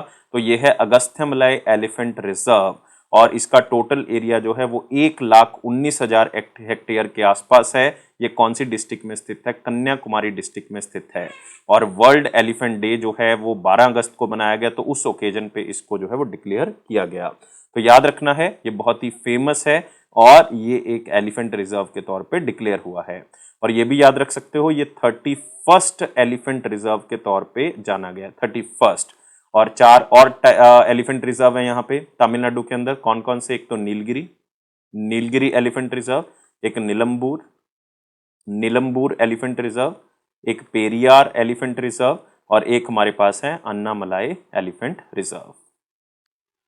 जुलाई 2022 में पॉइंट 5140 एट द्रास के एरिया के अंदर एक पॉइंट है 5140 कारगिल सेक्टर में, उसका नाम बदल के क्या रख दिया गया है, क्योंकि इंडियन आर्म्ड फोर्सेस जो हैं वो ऑपरेशन विजय 1999 की याद में जो है वो अपनी सेलिब्रेशन कर रही हैं। ये कारगिल वॉर है जो कि इंडिया ने जीत ली थी, तो इसका नाम रख दिया है गन हिल। तो आंसर क्या होगा, सेकंड होगा। तो पॉइंट 5140 का नाम जो है वो गन हिल होगा। ये इंडियन आर्म्ड फोर्स जो हैं वो जितने भी वॉर हीरोज हैं जिन्होंने अपनी जान गंवा दी ऑपरेशन विजय के अंदर, तो उनकी याद में ये रखा गया। तो ये पूरा टास्क जो है कैप्चर करना था पॉइंट 5140 को द्रास के एरिया के अंदर, कारगिल के अंदर। ये बहुत ही इंपॉर्टेंट पॉइंट था द्रास सेक्टर के अंदर, और ये असाइन किया गया था पूरा टास्क इसको कैप्चर करने का जम्मू एंड कश्मीर राइफल्स को, और इसकी कमांड दी गई थी लेफ्टिनेंट कर्नल थे हमारे पास जोगेश कुमार जोशी जी, तो उन्होंने इसको कैप्चर किया था। तो गन हिल अब इसका नाम रख दिया गया है। उस ऑर्गेनाइजेशन का नाम बताना है जिसने रिसेंटली एक रेजोल्यूशन अडॉप्ट की है ताकि right to clean, healthy and sustainable environment को as a human right declare किया जा सके, और ये ऑर्गेनाइजेशन है यूनाइटेड नेशन जनरल असेंबली। तो आंसर क्या होगा, 1 होगा। तो यूएनजीए की तरफ से एक रेजोल्यूशन अडॉप्ट कर लिया गया है कि ये ह्यूमन राइट डिक्लेयर होगा clean, healthy and sustainable environment बनाना और उनके लिए रखना। तो ये रेजोल्यूशन अडॉप्ट किया गया, 161 वोट्स जो हैं वो फेवर में पड़ी हैं और 8 जो है वो इसमें एब्सेंटीज थे। और इसमें क्लीन ड्रिंकिंग वाटर भी साथ में राइट है, इसमें सैनिटेशन फैसिलिटीज का अच्छा होना भी ये एक ह्यूमन राइट के तौर पे जाना गया है। Which of the following points are incorrect, incorrect points आपने बताने हैं जो भी securities and exchange board of India की तरफ से रिसेंटली कुछ चीजें अनाउंस की गई हैं। तो SEBI has postponed the implementation of new rules on the nomination for the mutual fund investors till 1st of November 2022 from 1st of August 2022। ये 1st of November नहीं है दोस्तों, ये 1st of अक्टूबर 2022 तक डिले कर दिया है। सिर्फ जो म्यूचुअल फंड इन्वेस्टर्स हैं जिन्होंने नॉमिनेशन डालनी है वो 1 अक्टूबर 2022 तक जो है वो डाल सकते हैं। तो ये स्टेटमेंट गलत हो गई। सेबी ने एक फ्रेमवर्क रिलीज किया है ताकि automated deactivation of trading and demat accounts जो हैं वो इन्वेस्टर्स का हो सके अगर उनका केवाईसी डिटेल नहीं है 31 अगस्त 2022 तक। मतलब उनका जो डीमेट अकाउंट है वो अपने आप जो है वो डीएक्टिवेट हो जाएंगे अगर उनका केवाईसी पूरा नहीं है। बिल्कुल सही स्टेटमेंट है। SEBI imposed A penalty of 3 lakh की पेनल्टी उन्होंने लगा दी है बॉम्बे स्टॉक एक्सचेंज के ऊपर, उनकी सब्सिडी बीएससी इंस्टीट्यूट के ऊपर, क्योंकि उन्होंने 8% स्टेक खरीदा था इंडस वाटर इंस्टीट्यूट के अंदर, कोई अप्रूवल जो है वो नहीं ली थी उन्होंने सेबी की। तो ये स्टेटमेंट भी बिल्कुल सही है। तो बी और सी सही है। इनकरेक्ट पूछा है तो आंसर क्या होगा? ओनली ए होगा। According to the Bloomberg billionaire index as on 29 of July 2022 Savitri Jindal जो है वो एशिया की रिचेस्ट वुमेन बन चुकी है, किसको सरपास करके? तो सवित्री जिंदल जो कि जिंदल ग्रुप में बहुत बड़ी हिस्सेदारी रखती हैं, तो ये एशिया की रिचेस्ट वुमेन बन चुकी है यांग हुयान को रिप्लेस करके, चाइना की एक औरत को रिप्लेस करके। तो यांग हुयान जो कि गार्डन होल्डिंग से कंपनी है उसमें शेयर होल्डिंग है उनकी, तो उनकी टोटल वेल्थ जो है वो बहुत कम हो गई है। पहले 24 बिलियन थी लेकिन 11 बिलियन जो है वो उनकी वेल्थ रह गई है, क्योंकि उनको एक ही दिन के अंदर बहुत ज्यादा स्टॉक मार्केट में लॉस हुआ, वैल्यूएशन जो है प्रॉपर्टी की कम हुई जिसके कारण उनकी वैल्यूएशन कम हो गई। तो सवित्री जिंदल की जो वैल्यूएशन है वो 11.3 बिलियन डॉलर है फॉर्चून के अकॉर्डिंग, और जिंदल ग्रुप में इनकी हिस्सेदारी है। तो अब ये एशिया की रिचेस्ट वुमेन बन चुकी है Savitri Jindal. Which of the following points is incorrect with respect to the recent launch of Prime Minister Narendra Modi under the Ujjwal Bharat Ujjwal Bhavishya at the rate of 2047 जब 100 years of independence हम celebrate करेंगे? तो कौन सा point इसमें जो है वो गलत है, इनकरेक्ट बताना है। उज्जवल Bharat Ujjwal Bhavishya power at the rate 2047 was initiated by ministry of power and ministry of coal to showcase the achievement in the power sector in the last 8 years। बिल्कुल गलत स्टेटमेंट है।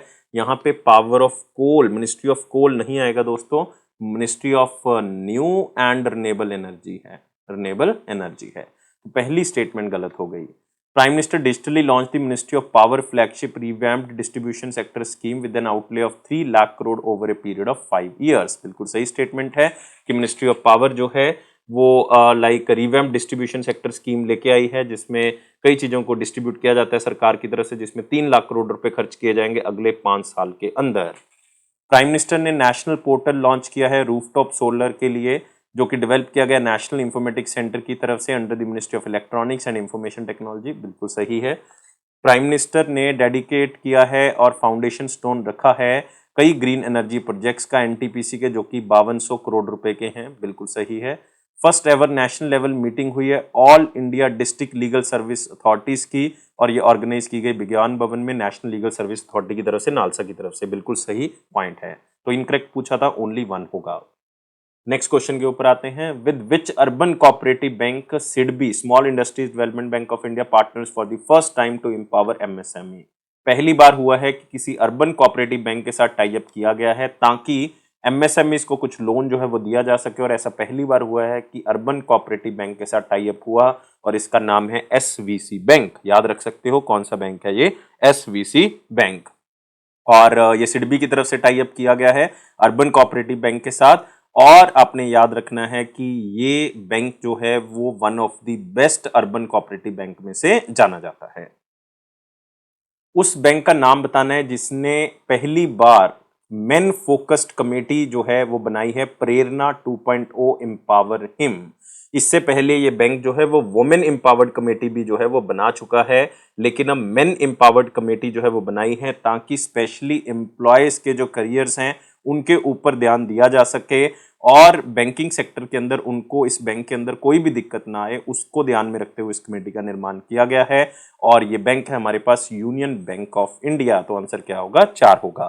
पहले इन्होंने वुमेन रिलेटेड भी एक कमेटी जो है वो बनाई थी, ये ह्यूमन रिसोर्स डिपार्टमेंट का एक इनिशिएटिव था ताकि जितने भी एम्प्लॉइज हैं उनको सही तरह से रखा जा सके, उनकी कोई भी शिकायत है वो सुनी जा सके। पहले एम्पावर हर कमेटी के नाम से बनाई गई थी, अब एम्पावर हिम नाम से कमेटी बनाई गई है।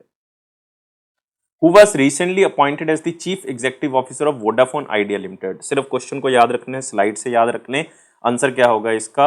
अक्षय मुंद्रा। आंसर होगा 1। तो वोडाफोन आइडिया लिमिटेड ने अक्षय मुंद्रा को अपॉइंट कर दिया है सीईओ और ये 19 अगस्त से इनकी अपॉइंटमेंट जो है वो स्टार्ट हो जाती है। और कितने साल के लिए अपॉइंट किया गया? इनको 3 साल के लिए अपॉइंट किया गया है। और अक्षय मुंद्रा से पहले रविंदर ठक्कर जो हैं वो इस कंपनी के सीईओ थे, याद रख सकते हो आप। अगस्त 2022 में वेस्ट बंगाल गवर्नमेंट ने अनाउंस किया कि वो 7 नई डिस्ट्रिक्ट जो है वो बनाने जा रहे हैं और इन 7 नई डिस्ट्रिक्ट्स को इंक्लूड करने के बाद वेस्ट बंगाल की टोटल नंबर ऑफ डिस्ट्रिक्ट्स जो है वो कितनी हो जाएंगी? टोटल डिस्ट्रिक्ट्स हो जाएंगी 30। इसका मतलब इससे पहले डिस्ट्रिक्ट्स जो थी वो 23 थी और इसमें 7 और ऐड होने के बाद टोटल डिस्ट्रिक्ट्स हमारे पास 30 हो जाएंगी। इन डिस्ट्रिक्ट्स में एक नई डिस्ट्रिक्ट बनाई जाएगी, सुंदरवन डिस्ट्रिक्ट बनाई जाएगी, एक Ranaghat district, Bishnupur district, Jangipur district, Baharampur district. तो ये सारी डिस्ट्रिक्ट्स जो है वो बहुत ही फेमस एरिया से जो है वो खास करके निकाली जाएंगी, बहुत ही इंपॉर्टेंट एरियाज हैं। गवर्नमेंट ऑफ इंडिया ने ई इनवॉइसिंग फैसिलिटी जो है मैंडेटरी कर दी है बिजनेसेस के लिए जिनकी टर्नओवर कितने से ज्यादा है। 1 अक्टूबर 2022 से ये लागू हो जाएगा। तो जिनकी टर्नओवर 10 करोड़ रुपए से ज्यादा है उनको ई इनवॉइसिंग जो है वो करनी होगी। ये गवर्नमेंट ऑफ इंडिया ने हिदायत दे दी है, खास करके जीएसटी के लिए बहुत ज्यादा इंपॉर्टेंट है। और अभी जो है वो 20 करोड़ से ऊपर वाली टर्नओवर का चल रहा है, तो अभी 10 करोड़ इन्होंने कर दिया है। धीरे धीरे सरकार का अनुमान है कि इसको 5 करोड़ तक लेके आएंगे, मतलब 5 करोड़ से ऊपर वाली टर्नओवर तक इसको ले आएंगे। Which of the following points are correct? कौन से पॉइंट इसमें से करेक्ट हैं कैबिनेट अप्रूवल जो अगस्त में हुई हैं? तो पढ़ लेते हैं एक बार पॉइंट। यूनियन कैबिनेट ने अप्रूव किया है fair and remunerative price for sugar cane for sugar season 2022-23 के लिए 305 रुपए पर quintal for a basic recovery rate of 10.25%। बिल्कुल सही स्टेटमेंट है। तो शुगर केन के लिए जो सही प्राइस होगा 305 रुपए पर क्वांटल के बेसिस पे सरकार प्रोवाइड कर सकती है। The Union Cabinet has approved India's updated nationally determined contribution to be communicated to the United Nations Framework Convention on the Climate Change। बिल्कुल सही है, ये हम पॉइंट पहले भी पढ़ चुके हैं कि इंडिया ने नेशनली डिटरमाइंड कंट्रीब्यूशन की क्या क्या हमने करना है क्लाइमेट को चेंज जो हो रहा है उसको ठीक करने के लिए या क्लाइमेट से उबरने के लिए, वो ऑलरेडी यूनाइटेड नेशन को बता दिया है। India is now committed to reaching about 50% of the total installed capacity of electric power from non-fossil fuel based energy sources by 2030। जिसमें एक पॉइंट ये था कि हम 50% टोटल इंस्टॉल्ड कैपेसिटी जो इलेक्ट्रिक पावर होगी नॉन फॉसिल फ्यूल से पैदा करेंगे। तो ये भी पॉइंट जो बिल्कुल सही है, लेकिन ये 2030 तक हमने इस टारगेट को अचीव करना है। तो आंसर होगा all A B C. World largest floating solar plant जो है वो ओमकारेश्वर डैम के ऊपर बनाया गया है, नर्मदा रिवर के ऊपर। कहां पे इसको बनाया गया है?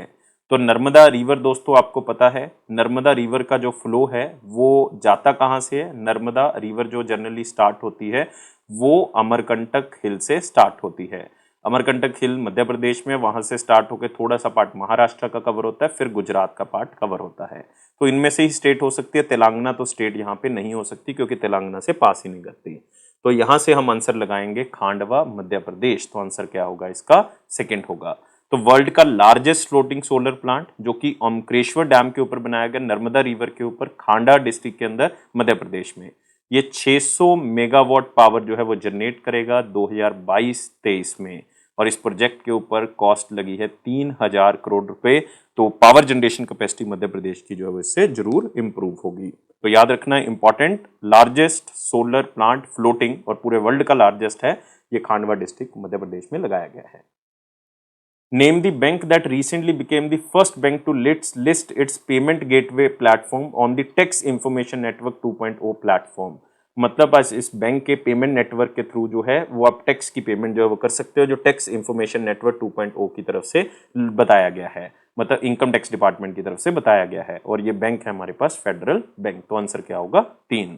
तो फेडरल बैंक ऐसा पहला बैंक बन चुका है जो पेमेंट गेटवे प्लेटफॉर्म प्रदान करेगा इंटरनेशनल नेटवर्क 2.0 में इनकम टैक्स डिपार्टमेंट का। तो 1 जुलाई 2022 में टिन 2.0 को लॉन्च किया गया था और ये फेडरल बैंक और पेमेंट गेटवे की तरफ से लॉन्च किया गया। इसमें एडिशनल पेमेंट ऑप्शंस दिए गए टैक्स पेयर्स को जो कि फेडरल बैंक की तरफ से दिए जाएंगे। तो सिंपल तरीके से इसको याद रख सकते हो, ये डिपार्टमेंट ऑफ इंफॉर्मेशन टेक्नोलॉजी की कोलैबोरेशन के साथ जो है वो स्थापित किया गया है। अगस्त 2022 में science and engineering research board under the ministry of science and technology ने एक नया इनोवेटिव स्कीम लॉन्च किया है जिसका नाम है सबश्योर to create a robust research and development ecosystem. तो इंडिया के अंदर रिसर्च एंड डेवलपमेंट के ऊपर बहुत ही काम हो रहा है, अब पहले इतना ज्यादा नहीं होता था। तो अब इन्होंने एक नई स्कीम लॉन्च की है सबश्योर के नाम से। तो सबसे पहले आपको श्योर का मतलब पता होना चाहिए। श्योर का मतलब है स्टेट यूनिवर्सिटी रिसर्च एक्सीलेंस। तो स्टेट यूनिवर्सिटी रिसर्च एक्सीलेंस, तो श्योर में ई का मतलब क्या हो जाएगा यहाँ पे एक्सीलेंस, 4 आंसर होगा। तो एक इनोवेटिव स्कीम है स्टेट यूनिवर्सिटी रिसर्च एक्सीलेंस जो कि इंट्रोड्यूस की है science and engineering research board की तरफ से, जो कि एक स्टैट्यूटरी बॉडी है department of science and technology के अंदर। तो ये नई स्कीम जो है वो कोलैबोरेशन करेगी हाई एंड रिसर्च कंपनीज के साथ, हाई रिसर्च इंस्टीट्यूट्स के साथ, स्टेट यूनिवर्सिटीज के साथ, कॉलेजेस के साथ, ताकि रिसर्च एंड डेवलपमेंट को आगे बढ़ाया जा सके। तो आने वाले 3 साल के लिए जो है वो 30 लाख रुपए की ग्रांट जो है वो दी जाएगी ताकि अलग अलग जगह पे जो है डोमेस्टिक लेवल पे या कई जगह पे जो है माइनर इक्विपमेंट्स को खरीद के रिसर्च को ऊपर योगदान जो है वो बढ़ाया जा सके। कौन सी स्टेटमेंट इसमें से करेक्ट है? जो with respect to the president of Maldives Ibrahim Mohamed Solih जो है वो इंडिया के लिए आए थे। तो देख लेते हैं कौन कौन सी स्टेटमेंट इसमें से करेक्ट है। इंडिया और मालदीव्स ने ग्रेटर माले कनेक्टिविटी प्रोजेक्ट के ऊपर बात की है, लॉन्च किया है उसको, जो कि लार्जेस्ट इंफ्रास्ट्रक्चर प्रोजेक्ट है मालदीव्स का, और इंडिया इस प्रोजेक्ट को बनाने के लिए काफी ज्यादा पैसा ऑलरेडी दे चुका है। तो बिल्कुल सही स्टेटमेंट है। प्रेसिडेंट ऑफ मालदीव्स और प्राइम मिनिस्टर नरेंद्र मोदी ने 6 अलग अलग तरह के एमओयू साइन किए हैं, तो ये भी बिल्कुल सही है, बी स्टेटमेंट बिल्कुल सही है। 6 एमओयू साइन हुए हैं। प्राइम मिनिस्टर नरेंद्र मोदी ने $100 मिलियन और फाइनेंशियल हेल्प की है ताकि जो मालदीव्स है वो अपने इंफ्रास्ट्रक्चर को इंप्रूव कर सके, अपने प्रोजेक्ट्स को कंप्लीट कर सके। तो ये भी पॉइंट बिल्कुल सही है। तो आंसर होगा ऑल ए बी सी। तो 1 जो है वो सही आंसर है। Name the country that recently launch the first ever lunar mission. चंद्रमा पे मिशन भेजा है जिसका नाम है धनुरी, और ये स्पेस एक्स की तरफ से लॉन्च किया गया फैल्कन 9 रॉकेट से, और केप कैनवरल स्पेस स्टेशन से इसको लॉन्च किया गया जो कि केप कैनवरल में है, यूनाइटेड स्टेट्स ऑफ अमेरिका में है। और ये जो आपने याद रखना है दुनारी ल्यूनर मिशन है, ये है साउथ कोरिया का। तो आंसर क्या होगा इसका? 3 होगा।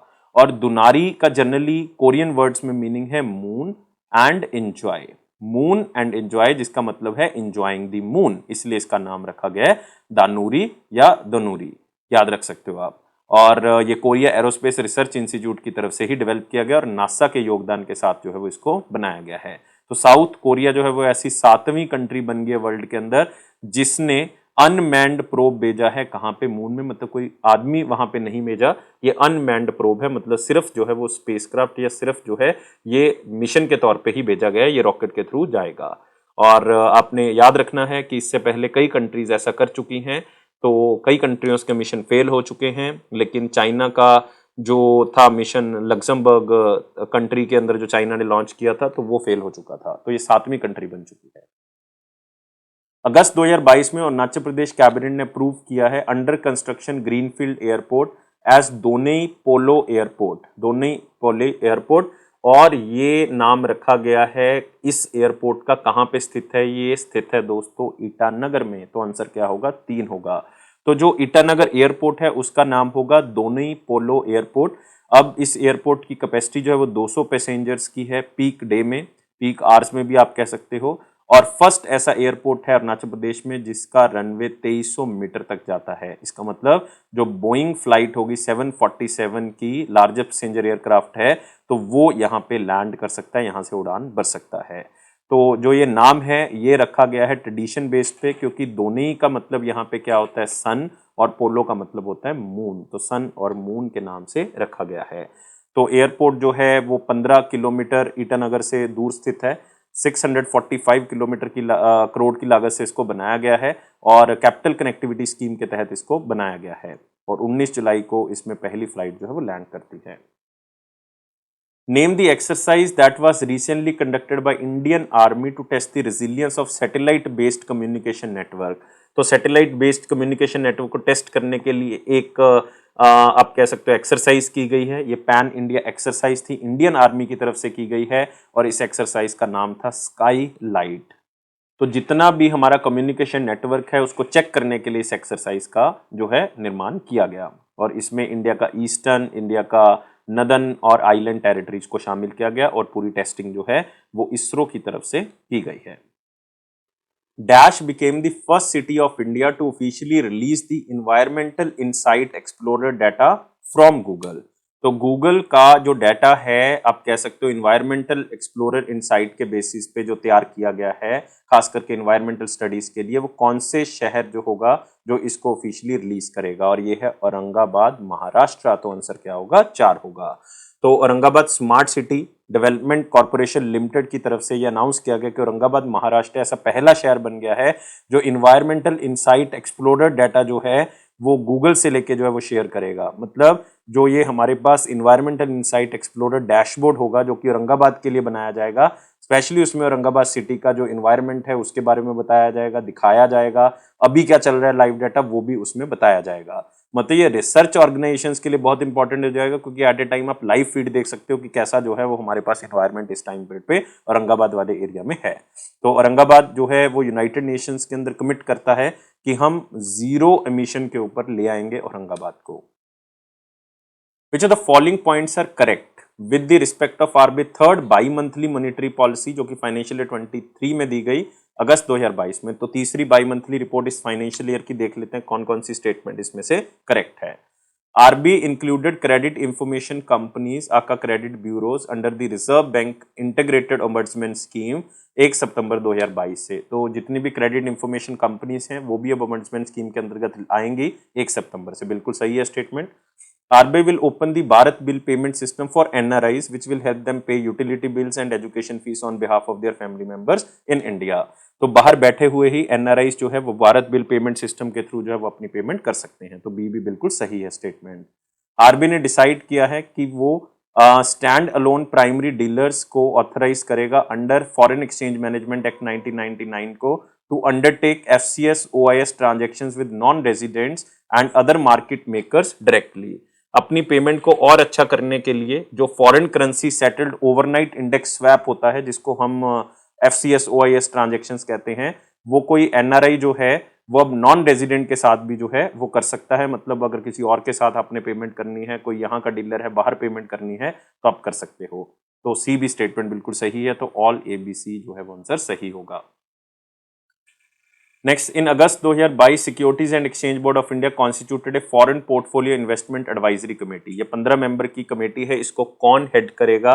इसको हेड करेंगे KV सुब्रमण्यन जी। तो आंसर क्या होगा इसका? 1 होगा। तो ये सेबी की कमेटी है।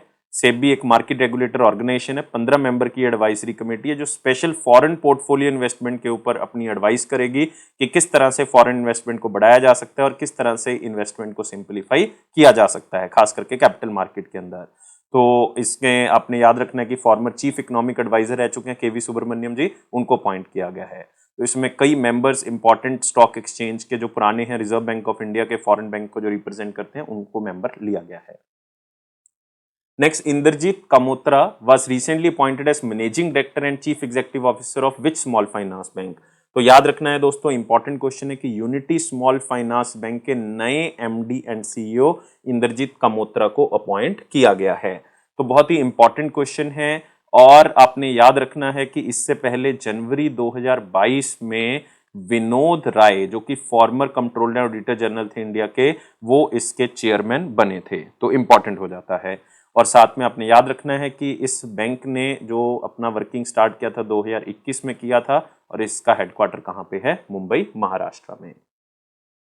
अगस्त 2022 में pension fund regulatory and development authority की तरफ से डिसाइड किया गया कि कौन सा पेमेंट फैसिलिटी जो बंद कर रहे हैं Tier 2 अकाउंट में नेशनल पेंशन सिस्टम में। क्वेश्चन को स्लाइड से याद रख सकते हैं। क्रेडिट कार्ड सिस्टम को बंद करने की बात जो है वो हो चुकी है।